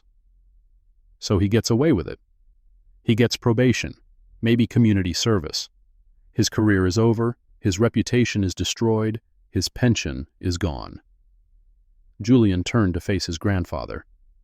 "It's not justice, but it's something." Clement was quiet for a long moment. "When I was in Vietnam," he said finally, "there was a lieutenant who used to beat the prisoners. Didn't matter if they were combatants or civilians. Didn't matter if they had information or not. He just liked hurting people." Julian said nothing, waited. "We reported him, through channels, the way you're supposed to. And you know what happened? Nothing. He got promoted. Transferred to another unit where he could beat different prisoners." Clement's voice was distant, remembering. "I learned something then. The system doesn't punish its own unless it has no choice. Unless the evidence is so overwhelming, so public, that covering it up would cost more than accountability. That's why we went public. The videos, the press coverage." "I know." Clement nodded slowly. "And I'm grateful. Truly. But I also know that tomorrow those adjudicators are going to be thinking about what happens after. About the other officers watching, wondering if they're next. About the union, the lawsuits, the political pressure." He looked at Julian. "They're going to do the minimum. Just enough to say they acted. Not enough to change anything. Then we keep pushing. Keep. The DOJ investigation is still active. The civil suit is moving forward. This isn't the end." "I know." Clement reached over, clasped his grandson's hand. "I just want you to understand. I've been fighting this fight for 76 years. It doesn't end with one hearing. It doesn't end with one victory. It maybe doesn't end at all." Julian squeezed back. "Then we keep fighting, as long as it takes." The findings were delivered at 9 a.m. the next morning. Lieutenant Webb read from a prepared statement, his voice flat and bureaucratic. "In the matter of IA 20250892, this board finds as follows. Deputy Cole Yancey. The board finds sufficient evidence that Deputy Yancey engaged in evidence tampering in violation of Pinal County Sheriff's Office Policy 4.2.12 and Arizona Revised Statutes Section 13-2809. Deputy Yancey is hereby terminated from the Pinal County Sheriff's Office, effective immediately. This matter is referred to the Pinal County Attorney for consideration of criminal charges." Yancey's face went white. His lawyer placed a hand on his shoulder, but Yancey shook it off, staring at the floor. Deputy Wade Mercer. The board finds that Deputy Mercer used force disproportionate to the circumstances and failed to follow proper identification procedures. Deputy Mercer is hereby suspended without pay for 60 days and required to complete 40 hours of de-escalation training before returning to duty. Mercer's jaw clenched, but he said nothing. Sergeant Boyd Renfro. The board finds that Sergeant Renfro failed to provide adequate supervision of his subordinates and signed off on reports containing inaccuracies. Sergeant Renfro is hereby demoted to the rank of deputy, with supervisory privileges revoked for a period of 18 months. Renfro closed his eyes. The demotion meant a pay cut of nearly $20,000 a year. It meant starting over, working patrol, answering to officers he'd once commanded. Additionally, Webb continued, this board recommends that Sheriff Lawton Briggs be placed on administrative leave pending an external review of departmental oversight practices. We further recommend that the Pinal County Sheriff's Office implement mandatory body camera policies with enhanced chain of custody protocols. Briggs's expression didn't change, but something flickered behind his eyes, the first crack in 32 years of armor. This hearing is concluded. The aftermath unfolded in waves. Within an hour, the findings were public. Within 2 hours, the Phoenix news stations were leading with the story. Within 4 hours, the national outlets had picked it up. CNN, MSNBC, Fox News, all of them running the same footage, the same quotes, the same narrative. Elderly black veteran vindicated after deputies caught planting evidence. Arizona Sheriff's Office faces federal scrutiny after hearing exposes pattern of abuse. The system doesn't punish its own. 76-year-old's words go viral after landmark ruling. Clement watched the coverage from his living room, Julian beside him, the television casting flickering light across their faces. "They're calling it a victory," Clement said quietly. "Isn't it?" Yancey is fired. Mercer gets 60 days. Renfro gets demoted. Clement shook his head. In 6 months, Mercer will be back on patrol. Renfro will be climbing his way up again. And Briggs is still in that office, still making decisions, still protecting the ones who protect him. The DOJ investigation takes years, if it happens at all. Clement turned off the television. "I've seen this before, Julian. The headlines fade, the attention moves on, and the system finds a way to keep going." Julian was quiet for a moment. "What do you want me to do?" "Nothing more than you've already done." Clement reached for his grandson's hand. "You came when I called. You brought people who could help. You made sure the world saw what happened." He squeezed. "That's more than most people ever get. I won't pretend it's nothing." But I'm 76 years old. I've been fighting since I was old enough to understand what fighting meant. And I'm tired." Clement's voice was soft, not bitter, just honest. "Not too tired to sit on my wife's bench every morning, not too tired to live my life, but too tired to pretend that one hearing, one investigation, one viral video is going to change a system that's been working this way since before I was born." Julian didn't argue. He'd seen enough in 18 months of peacekeeping to know his grandfather was right. The system didn't change because you won one battle. It changed, if it changed at all, through the accumulated weight of thousands of battles fought by thousands of people over decades. Or it didn't change at all. That was also a possibility. "What happens now?" Julian asked. "I go back to my bench." Clement smiled, faint but real. "I read my book. I watch the sunrise. And I wait to see what the world decides to do with what we've given it." The hearing is over. The deputies face consequences, but the sheriff is still in power and the system is still standing. Subscribe now to see what happens when the DOJ gets involved. 3 weeks after the hearing, Special Agent Lorraine Odom returned to Casa Vista. She came alone this time, driving a government sedan with tinted windows and federal plates. She parked outside Clement's house at 7 a.m. and knocked on the door. Clement answered in his walking clothes, ready for his morning trip to the park. "Agent Odom?" "Mr. Overstreet, may I come in?" They sat at the kitchen table, the same table where so many conversations had happened over the past 3 months. Odom declined coffee, pulled out a folder, and laid it flat between them. "The Department of Justice has opened a pattern or practice investigation into the Pinal County Sheriff's Office." Clement absorbed this without visible reaction. "What does that mean exactly?" "It means we believe there's evidence of systemic civil rights violations. Not just your case, though your case was the trigger. We've identified 23 complaints over the past 5 years that show similar patterns: unlawful stops, excessive force, racial profiling, evidence irregularities." Odom tapped the folder. "Your documentation helped us connect the dots." "And what happens now?" "Investigators will be here for months. Interviews, document review, data analysis. If we find what we expect to find, we'll issue a findings report." Odom's voice was careful, precise. "That report will recommend reforms. The county can accept those reforms voluntarily, or we can seek a consent decree through federal court." "A consent decree?" "Federal oversight, an independent monitor who reviews every policy, every procedure, every complaint, for as long as it takes to bring the department into compliance." Odom met his eyes. "It's not fast, it's not dramatic, but it's the most effective tool we have for changing how a department operates." Clement was quiet for a long moment. "How long does something like this take?" "The investigation? 6 months to a year. If we file a lawsuit, another year or 2. Implementation of reforms, 5 years, minimum, sometimes longer." "I may not live to see it finished." "No." Odom didn't flinch from the truth. "You may not. But the changes we're talking about, they're not for you, Mr. Overstreet.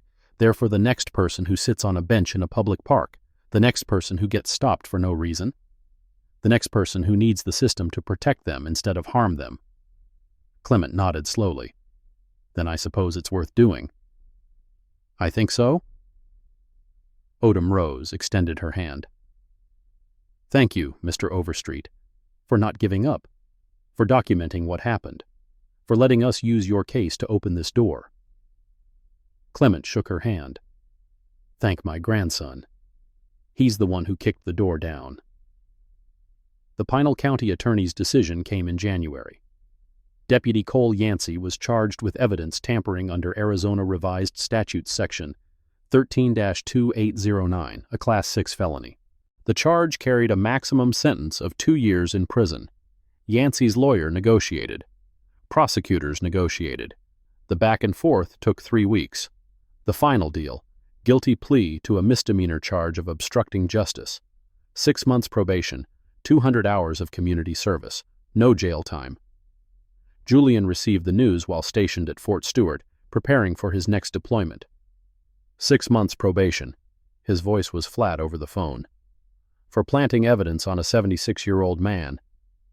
It's how the system works. Clement's tone was resigned rather than bitter.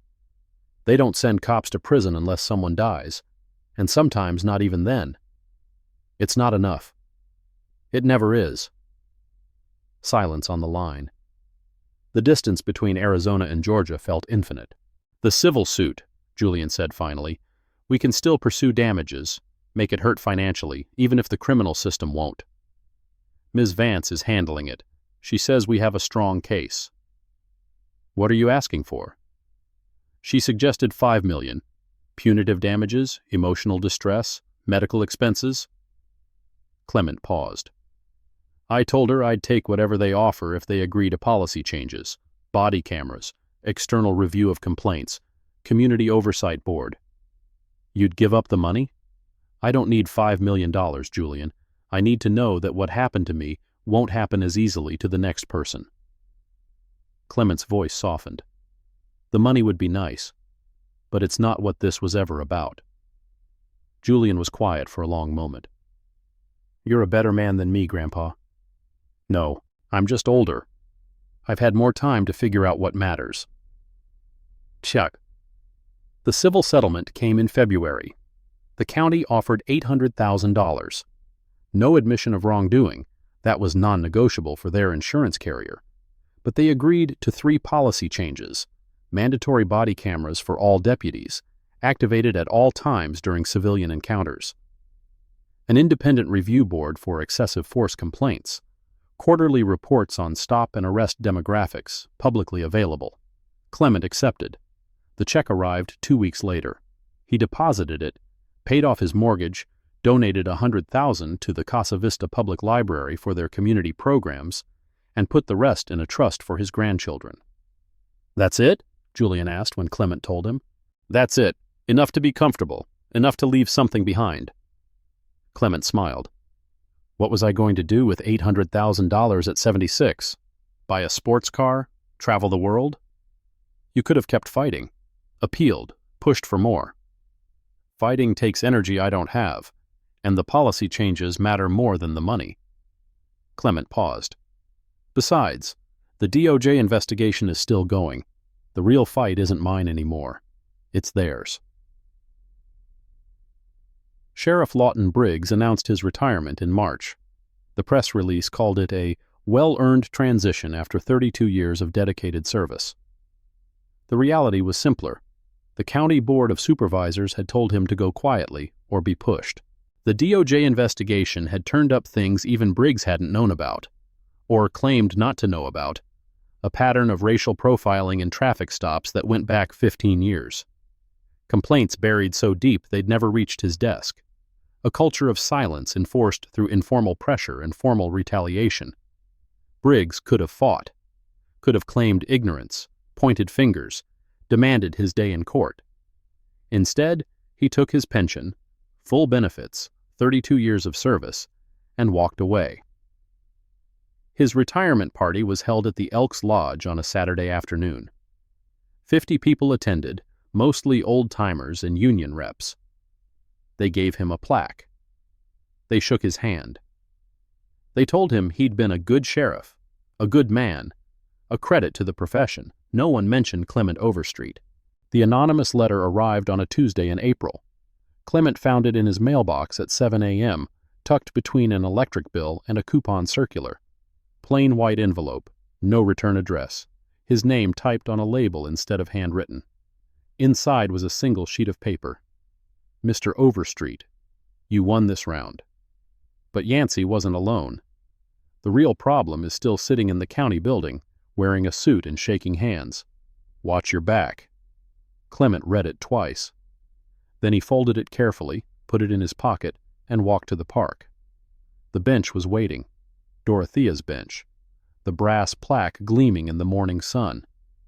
He sat down, opened his book, and began to read. But his mind wasn't on Frederick Douglass. It was on the letter, on the implications. Yancey wasn't alone. Someone had ordered the arrest, or encouraged it, or created the conditions that made it inevitable. The real problem is still sitting in the county building. Not the sheriff's office. The county building. That meant administration, politicians, bureaucrats, wearing a suit and shaking hands. Councilwoman Francine Hollister had worn a suit the morning of the arrest.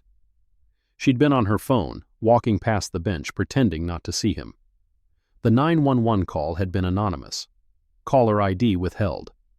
Clement had always wondered who made that call, who saw him sitting peacefully on a bench and decided he didn't belong there, Who set the wheels in motion that led to handcuffs and planted evidence and 6 hours in a cell without medication?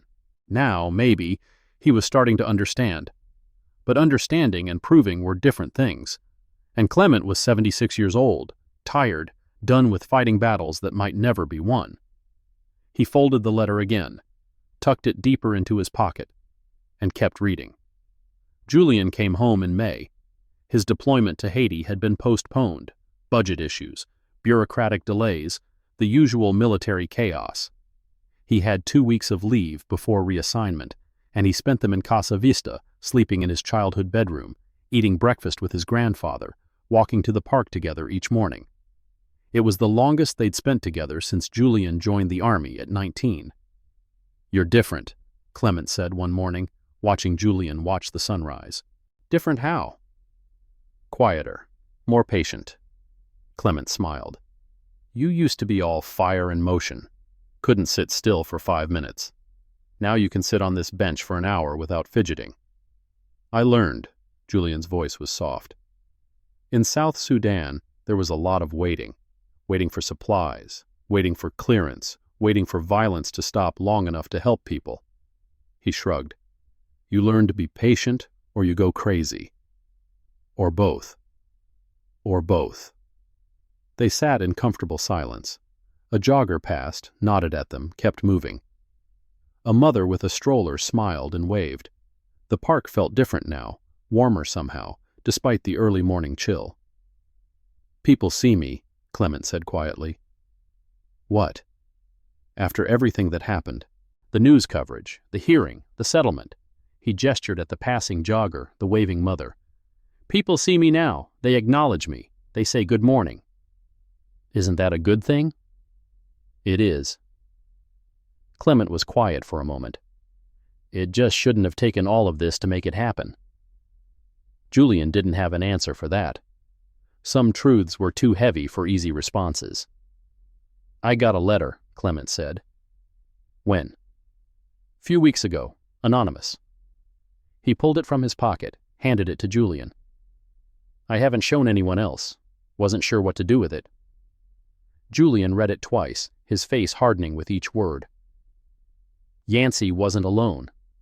He looked up. "You think this is real?" "Someone sent it. Someone who knows things." "The 911 call. The anonymous caller." "That's what I thought too." Julian stared at the letter. If Hollister made that call, if a city council member weaponized the police against you, that's corruption. That's abuse of power. It's also unprovable. Clement took the letter back. The call was anonymous. There's no recording of her voice, no phone records linking her to that number. All we have is suspicion. The DOJ investigation is focused on the sheriff's office, not the county council. Clement folded the letter. And Hollister already resigned. Quietly, a month ago. Family reasons, the announcement said. Convenient. Very. They sat in silence again. The sun climbed higher, warming their faces. "What do you want to do?" Julian asked finally. "Nothing." "Nothing?" "I'm 76 years old." Clement's voice was gentle. "I have high blood pressure, diabetes, and a grandson who's about to ship out to another conflict zone. I don't have the energy to chase shadows. But if she did this, then she'll live with it. Every time she passes this park, every time she sees my face in the news, every time someone mentions what happened, she'll know what she did." Clement looked at his grandson. "That's a kind of justice, too. Not the kind you can measure or document, but real." Julian wanted to argue, wanted to push, wanted to do what he'd done 3 months ago, make calls, pull strings, kick down doors. But he looked at his grandfather's face and saw something he hadn't seen before. Peace. Not the peace of giving up, but the peace of letting go, of accepting that some battles weren't his to fight. "Okay," Julian said quietly. "Okay?" "Okay." He leaned back on the bench. "If that's what you want." Clement smiled. "It is." The anonymous letter reveals deeper corruption, but Clement chooses peace over pursuit. The DOJ investigation continues. The system slowly, painfully begins to change. But will it be enough? Keep watching to find out. The Federal Monitor arrived in June. Her name was Dr. Patricia Voss, a former police chief from Denver who'd spent the last decade consulting on troubled departments. She was 62 years old, silver-haired, with eyes that had seen too much and still kept looking. The consent decree had been signed in May. The county had agreed to federal oversight rather than fight a lawsuit they couldn't win. Now Voss would spend the next 3 years embedded in the Pinal County Sheriff's Office, reviewing every policy, every complaint, every use of force. She asked to meet with Clement on her first day. They sat on the bench in Memorial Park, Dorothea's bench, as the summer sun blazed overhead. Voss had brought bottled water.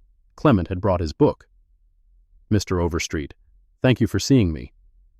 I didn't have much choice. You're on my morning walk route." Voss smiled. "Fair enough." She took a sip of water. "I wanted you to hear directly from me what's going to happen over the next few years. And I wanted to ask you some questions." "Ask." "What do you want the department to look like when I'm done?" Clement considered the question. "I want a young man to be able to sit on this bench without someone calling 911. I want an old woman to be able to walk home from the grocery store without being stopped. I want parents to be able to teach their children that the police are there to help them, not hurt them." He paused. "Is that realistic?" "Partially." Voss didn't sugarcoat. "Culture change is slow. Some officers will adapt. Others will resist. A few will leave rather than change. The ones who stay, some will genuinely believe in the reforms. Others will go through the motions until they think no one's watching." "So what's the point?" "The point is making it harder. Harder to abuse power. Harder to hide misconduct. Harder to pretend the rules don't apply." Voss met his eyes. "I can't promise you a perfect department. No one can. But I can promise that 3 years from now, what happened to you would be caught faster, investigated more thoroughly, and punished more consistently. That's something. It's all I have to offer." Clement nodded slowly. "Then I suppose I'll take it." Julian left on a Wednesday morning in late June. His assignment had come through. Haiti, after all, 6 months initially, possibly extended. Peacekeeping work, the same as South Sudan. Different country, same mission. Clement drove him to the Phoenix airport. 2 hours in the car together, neither of them saying much. The desert scrolled past outside the windows, brown and gold and endless. At the departure terminal, Julian turned to his grandfather. "I'll call when I can. The communications are spotty sometimes, but I'll check in." "I know you will. And if anything happens, anything at all, you call me, no matter what time it is." "I know." Julian hesitated. There was something else he wanted to say, something that had been building since his arrival 3 weeks ago. "I'm proud of you, Grandpa." Clement blinked. "Proud? You could have let this go, could have accepted what happened and moved on. Most people would have." Julian's voice was thick. "But you didn't. You documented. You called me. You stood up in that hearing and told the truth even when they tried to tear you apart." He swallowed. "That takes a different kind of courage than what I do. Harder, in some ways." Clement was quiet for a long moment. "I didn't feel brave. I felt old and tired and scared. That's what courage is, doing it anyway." They embraced. Longer than usual, tighter than usual. The weight of separation pressing down on both of them. "You come home safe," Clement said. "I will. Promise me." "I promise." Julian pulled back, picked up his duffel bag, and walked toward the terminal. At the door, he turned and waved. Clement waved back. Then his grandson was gone, swallowed by the crowd, on his way to another place where people needed protecting. Clement stood there for a while, watching the doors, thinking about all the times he'd watched Julian leave, for college, for basic training, for Afghanistan, for South Sudan, now for Haiti, always leaving, always fighting someone else's battles. I taught you to survive, Clement had said once. Not to sacrifice. But maybe they were the same thing. Maybe survival meant sacrifice. Maybe protecting others was the only way to protect yourself. He got back in his car and drove home. The body cam footage became an issue in September. During the DOJ investigation, Dr. Voss's team had discovered something troubling. Deputy Mercer's body cam had a gap. 10 minutes from 10:12 a.m. to 10:22 a.m. on October 14th. The stated reason in the equipment log was accidental deactivation during transport. Clement had been in Mercer's patrol car during those 10 minutes. He'd told his lawyers he couldn't remember anything unusual, just sitting in the back seat, handcuffed, waiting. But 10 minutes was a long time, long enough for a lot of things to happen. Voss brought the issue to Clement directly. "The IT forensics are inconclusive," she said. They were in his living room this time, out of the summer heat. "The metadata is corrupted. We can't prove the footage was deliberately deleted." "But you think it was?" "I think 10-minute gaps don't happen by accident." Voss leaned forward. "Mr. Overstreet, I need to ask you directly. Did Deputy Mercer say or do anything during those 10 minutes that you haven't reported?" Clement closed his eyes, tried to remember. The back of the patrol car, hard plastic seat, handcuffs biting into his wrists, the radio crackling with dispatch traffic, Mercer's eyes in the rearview mirror watching him. Had there been words? Threats? Something more than silence? "I don't remember," Clement said finally. "I was focused on staying calm, on not giving them a reason to escalate." "Nothing at all?" "He looked at me in the mirror a few times. I thought he might say something, but—" Clement shook his head. "If he did, I don't remember it." Voss nodded slowly. "The gap will be noted in our report. We can't prove misconduct, but we can document the irregularity." She paused. "Is there anything else you want to tell me? Anything that might not seem important but could help us understand what happened?" Clement thought about the anonymous letter, about Francine Hollister, about the 911 call that had started everything. The real problem is still sitting in the county building, wearing a suit and shaking hands. He could tell Voss, could add one more thread to the investigation, one more line of inquiry. But the letter was unsigned, the allegations were unprovable, and Francine Hollister had already resigned, already faded from public view, already escaped whatever accountability she might have faced. Some battles weren't worth fighting. Some doors were better left closed. "No," Clement said. "Nothing else." Fall came to Casa Vista like an old friend returning. The temperatures dropped from unbearable to merely warm. The sunrises shifted from orange to pink to purple. The park filled with joggers and dog walkers and families who hadn't been there during the brutal summer. Clement sat on his bench every morning, just as he had for 19 years. His book changed. He'd finished Frederick Douglass, moved on to James Baldwin, was now working through Ta-Nehisi Coates. The words blurred together sometimes, his old eyes tired from decades of reading, but he kept at it. One morning in October, almost exactly a year since the arrest, he looked up from his book to find a young woman standing in front of him. She wore the uniform of the Pinal County Sheriff's Office. Her badge was new, her shoes were shined, her face was uncertain. "Mr. Overstreet? That's me? I'm Deputy Torres. I just wanted to—" She hesitated. "I'm new. Started last month. They told us about your case in training. What happened to you?" Clement set his book aside. And I wanted you to know, I'm sorry, for what they did. I know I wasn't here. I know it wasn't me, but—" She struggled to find the words. "I wanted you to know that some of us became cops because we actually want to help people. And what happened to you, that's not why I joined." Clement studied her face. Young, maybe 25. Eyes that hadn't seen too much yet, but might. "What's your first name, Deputy Torres?" "Maria?" "Maria." Clement gestured at the bench beside him. "Sit down for a minute." She hesitated, then sat. Her equipment belt clinked against the wooden slats.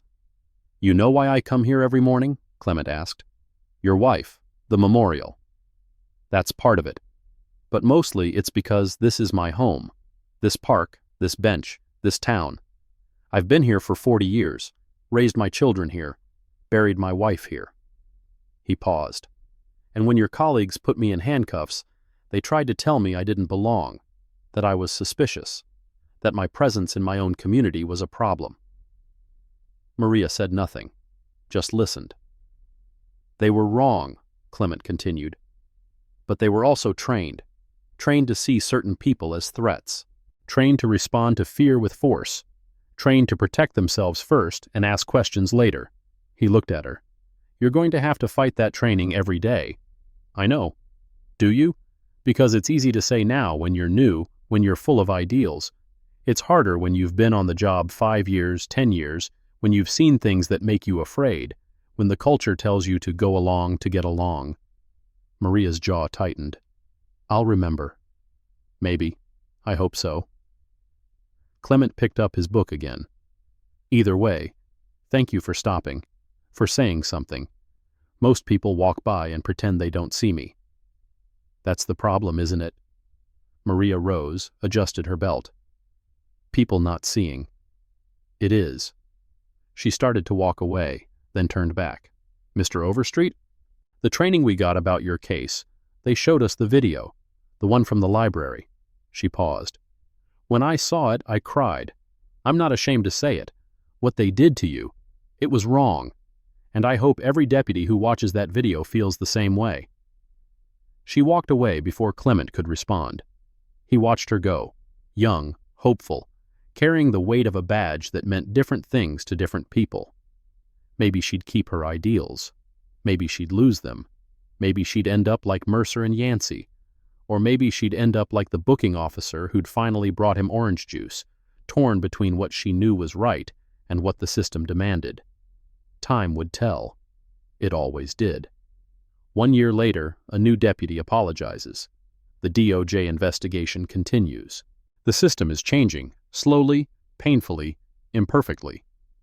But Clement Overstreet is still sitting on his bench, still reading his book, still here. The DOJ released its findings report in November.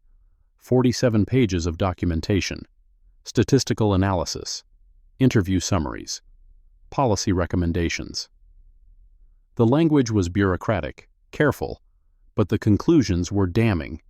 The Pinal County Sheriff's Office has engaged in a pattern or practice of conduct that violates the constitutional rights of residents. This conduct includes racially discriminatory policing, including disproportionate stops and arrests of Black and Hispanic residents, use of excessive force, particularly during minor encounters, failure to properly investigate complaints of officer misconduct, and inadequate training on constitutional policing standards. The report recommended 37 specific reforms: enhanced training, revised use of force policies, independent oversight mechanisms, community engagement programs, regular audits of stop and arrest data. Most of the reforms were already underway, thanks to Dr. Voss and the consent decree. But the report made them mandatory, made them permanent, made them part of the public record for anyone who cared to look. Sheriff Briggs, former Sheriff Briggs, was mentioned by name 12 times. His 32-year tenure was described as a period of systematic neglect of constitutional policing standards. He issued no comment. Julian called on Thanksgiving Day. The connection was scratchy, cutting in and out, the voice delays making conversation awkward. But they talked for 20 minutes, about the weather in Haiti, the heat in Arizona, the food that neither of them was eating because they were both alone. The report came out, Clement said. I heard. Mama sent me the news articles. 37 recommendations, 5 years of oversight, everything we asked for. That's good, Grandpa. That's really good. It is. Clement paused. I keep waiting to feel something. Satisfaction, maybe. Closure. But mostly I just feel tired. That's normal. That's how it always feels after a fight. Is it? Yeah. Julian's voice softened. The adrenaline fades. The urgency goes away. And you're left with just life. The same life you had before, except different. Different how? I don't know. Changed somehow. Even if you can't point to exactly what changed. The line crackled. Grandpa, I have to go. They're calling us for a briefing. Stay safe. I will. I love you. I love you too, boy. The line went dead. Clement sat in his kitchen, the phone still in his hand, the silence of the house pressing in around him. Changed somehow. Even if you can't point to exactly what changed. Maybe that was true. Maybe that was all any of this had accomplished. A change so subtle it couldn't be measured, felt only in the absence of things that hadn't happened. The arrests that hadn't occurred. The complaints that had been investigated instead of buried. The deputies who had thought twice before reaching for their tasers. Maybe that was enough. Or maybe it wasn't. Maybe nothing would ever be enough. Not really. Not in a world where the system kept finding new ways to hurt the people it was supposed to protect. Clement didn't know. He'd been fighting this fight for 76 years. And he still didn't know if they were winning or losing, or if those words even meant anything in a battle that never ended. All he knew was that tomorrow morning he would wake up at 5:30. He would check his blood sugar. He would walk to the park. He would sit on Dorothea's bench and read his book and watch the sunrise. And whatever happened after that, whatever new battles arose, whatever old wounds reopened, he would face them the way he'd always faced them, one day at a time, one step at a time, one fight at a time. December came cold and clear. The park was quieter now, the summer crowds gone, only the dedicated joggers and dog walkers braving the early morning chill. Clement bundled up in his warmest coat, the one Dorothea had bought him their last Christmas together, and walked his familiar route. The bench was waiting. He brushed off a thin layer of frost, sat down, opened his book.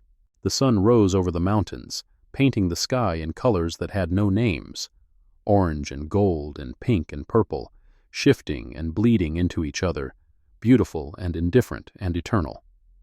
A deputy walked past on morning patrol. Not Maria Torres, someone else, someone Clement didn't recognize. The deputy nodded politely, kept walking. No stop, no questions, no demands for ID. Just a nod. Clement watched the deputy go, then returned to his book. Later that morning, Pastor Treadwell joined him on the bench. They sat together without talking, two old men watching the world wake up. "How are you doing, Clement?" "Still here." "That's something." "It is." They sat in comfortable silence. The sun climbed higher. The park began to fill with people, parents with children, couples holding hands, a group of teenagers skateboarding on the path. "You hear about the new sheriff?" Treadwell asked. "Patricia Voss recommended someone. Internal candidate, I heard. David Moreno, Hispanic, 20 years on the force, good reputation." Treadwell paused. "First non-white sheriff in Pinal County history." Clement absorbed this. Progress. Slow progress, but progress. They watched a young mother push a stroller past the bench. She smiled at them, waved. Clement waved back. "You know what I keep thinking about?" Treadwell said. "That letter you got. The anonymous one. What about it? You ever figure out who sent it?" "No." Clement shook his head. "And I stopped trying." "Why?" "Because some mysteries aren't meant to be solved. Some questions don't have answers. And some people—" He paused. "Some people have to live with what they did, whether anyone proves it or not." Treadwell considered this. "You think Hollister made that 911 call?" "I think someone did. Someone who looked at me sitting on my wife's memorial bench and decided I didn't belong there." Clement's voice was quiet. "Whether it was her or someone else, it doesn't matter anymore. What matters is what happened after, and what's happening now. The reforms. The reforms, the oversight, the new sheriff." Clement gestured at the park around them. "The fact that I can sit here, every morning, and mostly be left alone. Mostly. Mostly is better than never." Clement smiled, faint but real. When I was young, mostly wasn't possible. When Dorothea was alive, mostly was a dream. Now, he shrugged. Now it's just life. Imperfect, incomplete, but better. Treadwell nodded slowly. You've made your peace with it. I've made my peace with what I can control. The rest is up to people like Julian, like Deputy Torres, like whoever comes after them. Clement looked at his old friend. I did what I could. I documented. I testified. I stood up when they tried to push me down. And now it's time for me to sit on this bench, read my book, and let the next generation carry the weight. That sounds like wisdom. That sounds like being 76 years old. They laughed together, the sound carrying across the quiet park, surprising a nearby squirrel, making the young mother with the stroller glance their way with a smile. The final piece came in February, an email, forwarded through channels Clement didn't fully understand, from a government address to an anonymous account to Tamara Vance at the ACLU to Clement's kitchen table. R.E. Overstreet matter. From redacted at pinalcounty.gov to redacted at pinalcounty.gov. Date, October 15th, 2025, 7:32 a.m. Body, redacted. Need to contain this before it escalates. The council cannot be connected. The email had surfaced during the DOJ investigation. Most of it was redacted, sender, recipient, key phrases, but what remained was suggestive. The council cannot be connected. Someone in county government had known about the arrest within hours of it happening, had worried about exposure, had wanted to contain the situation before it escalated. Clement read the email 3 times. Then he folded it carefully, put it in a drawer with the anonymous letter, and closed the drawer. Some doors were better left closed. Some questions didn't need answers. Some battles weren't worth fighting. Not because they weren't important, but because the fight would cost more than the victory was worth. He was 76 years old. He had high blood pressure, diabetes, and a grandson halfway around the world protecting strangers. He had a bench in a park and a book in his hand and a sunrise that wouldn't wait. He had enough. Spring came to Casa Vista like a promise. The temperatures warmed, the wildflowers bloomed, the park filled with families and joggers and children and dogs, the community stirring to life after the long winter. Clement sat on his bench every morning, just as he had for 20 years. His book changed. He'd finished Coates, started on Toni Morrison, was currently working through Beloved. The words were harder now, his eyes failing despite the strongest reading glasses, but he kept at it. Julian came home in April.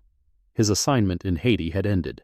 He had 3 weeks of leave, then a desk job at Fort Stewart while he decided whether to re-up or transition to civilian life.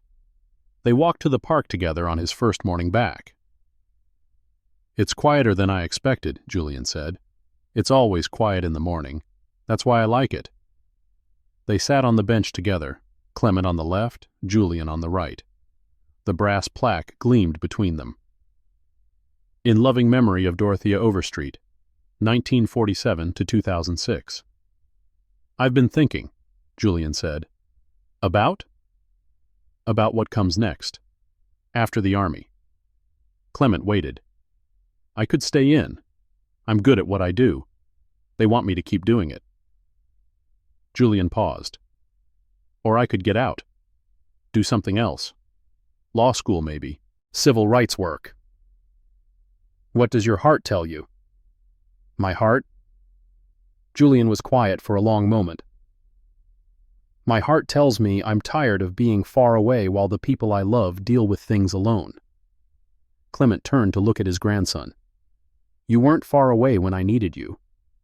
I was 7,000 miles away. You came. Clement put his hand on Julian's shoulder. When I called, you came. You brought help. You fought for me. That's what matters. But I shouldn't have had to come from 7,000 miles. I should have been here, should have been close enough to prevent it, or at least to respond faster. You can't prevent everything, Julian. You can't protect everyone. That's not how the world works. I know. Julian's voice was rough. But I can try. I can be closer. I can be ready. Clement was quiet. What would you do, if you came back? Work for the ACLU, maybe, or the DOJ, something where I can use what I've learned. Julian looked out at the park. There are a lot of people like you, Grandpa. People who get arrested for sitting on benches, for walking through their own neighborhoods, for existing in spaces where someone decides they don't belong. Most of them don't have a grandson with federal contacts. Most of them just disappear into the system. And you want to help them? I want to try. Julian turned to face him. Is that foolish? Clement smiled. It's the opposite of foolish. It's the only thing worth doing. They sat together in silence, watching the sunrise paint the mountains. After a while, Julian spoke again. I'm going to do it. Put in my papers. Start the transition.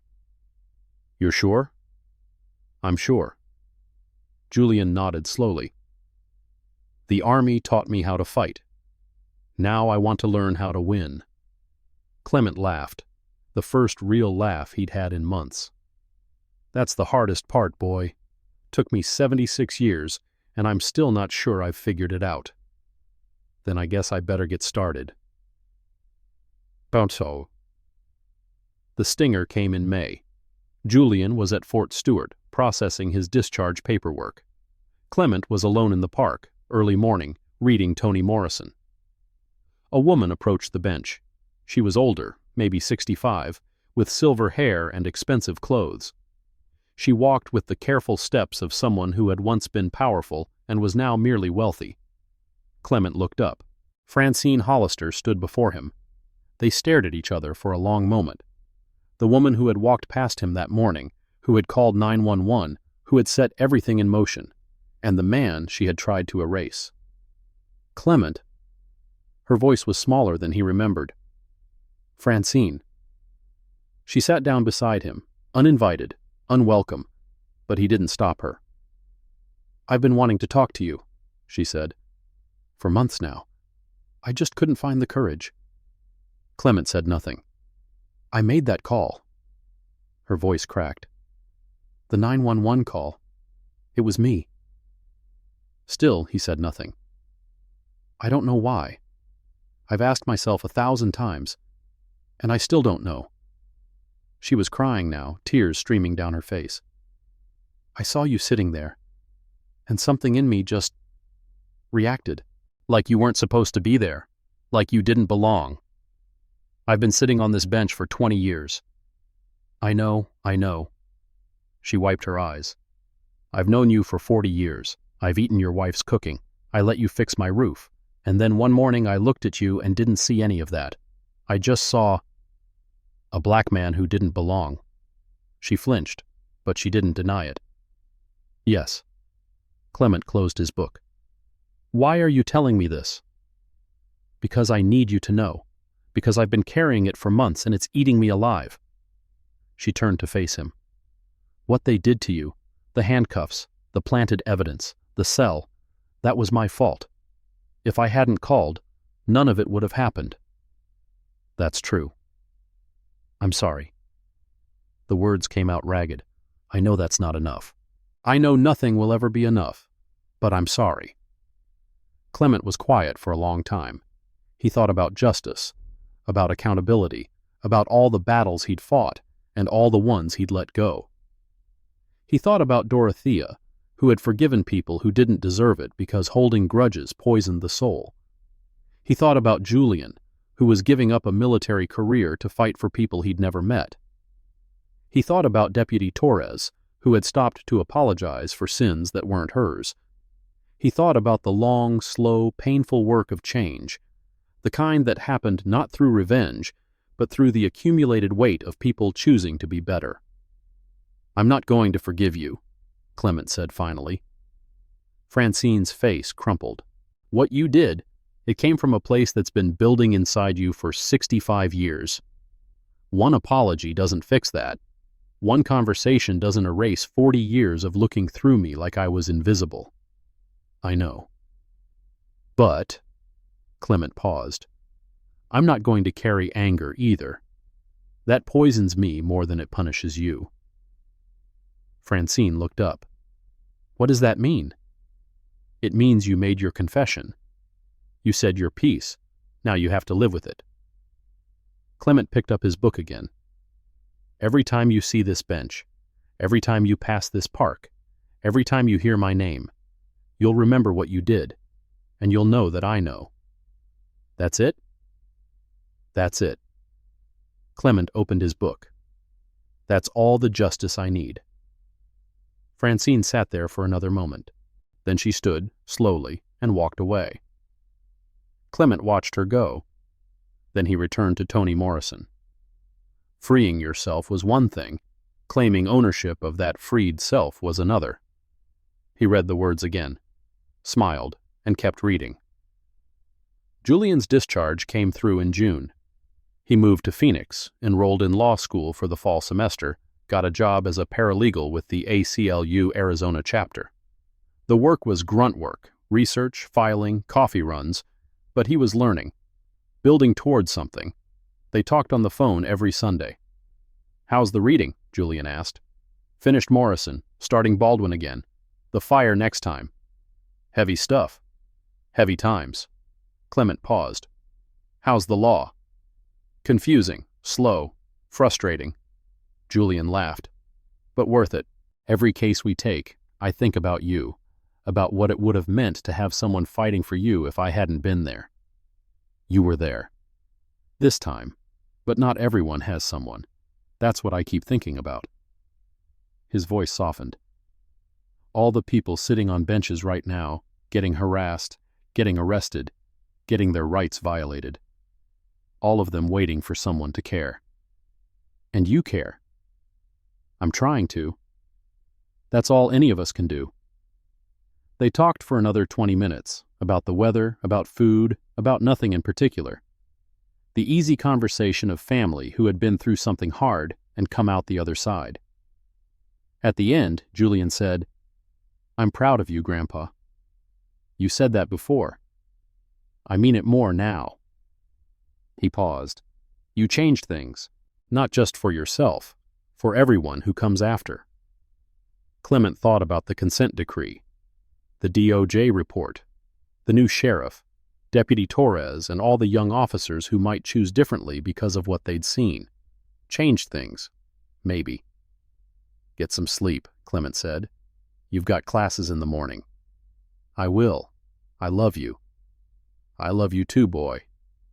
The line went dead. Clement sat in his kitchen, looking at the phone. 20 years ago, he had lost his wife. 1 year ago, he had lost his freedom for 6 hours. Now he sat in the same house, on the same chair, with the same life he'd always had, except different. Changed, somehow. He couldn't point to exactly what had changed.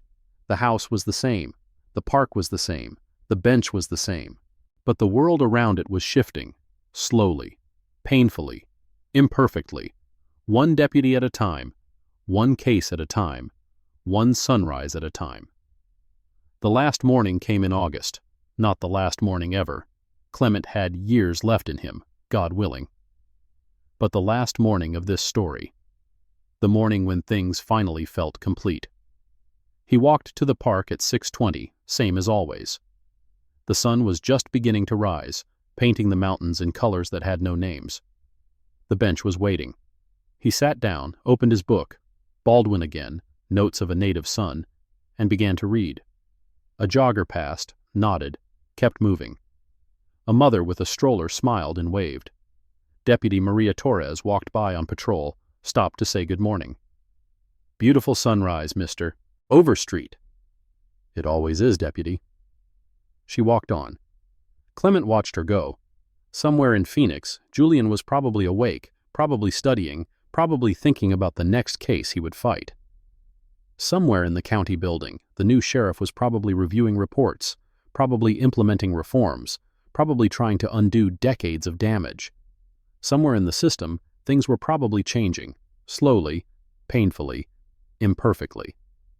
And here on this bench, in this park, in this town where he'd lived for 40 years and would probably die, Clement Overstreet sat and read his book and watched the sunrise. He was 77 years old now. His blood pressure was under control. His diabetes was managed. His grandson was safe and doing important work. His wife's bench was still here, her name still gleaming on the brass plaque, her presence still felt in the morning light. The fight wasn't over. It would never be over. Every generation had to fight it again, in new ways, against new enemies who wore the same old faces. But for now, on this morning, in this moment, Clement Overstreet had peace. Not the peace of victory, not the peace of completion, just the peace of a man who had done what he could, fought what he could fight, survived what he couldn't change.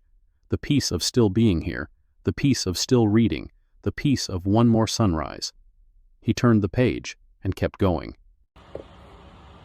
Thank you for taking the time to watch this video today. If you found the content helpful, please remember to like and subscribe so you won't miss our upcoming episodes. If you have any questions or suggestions, feel free to leave a comment below. We are always here to listen.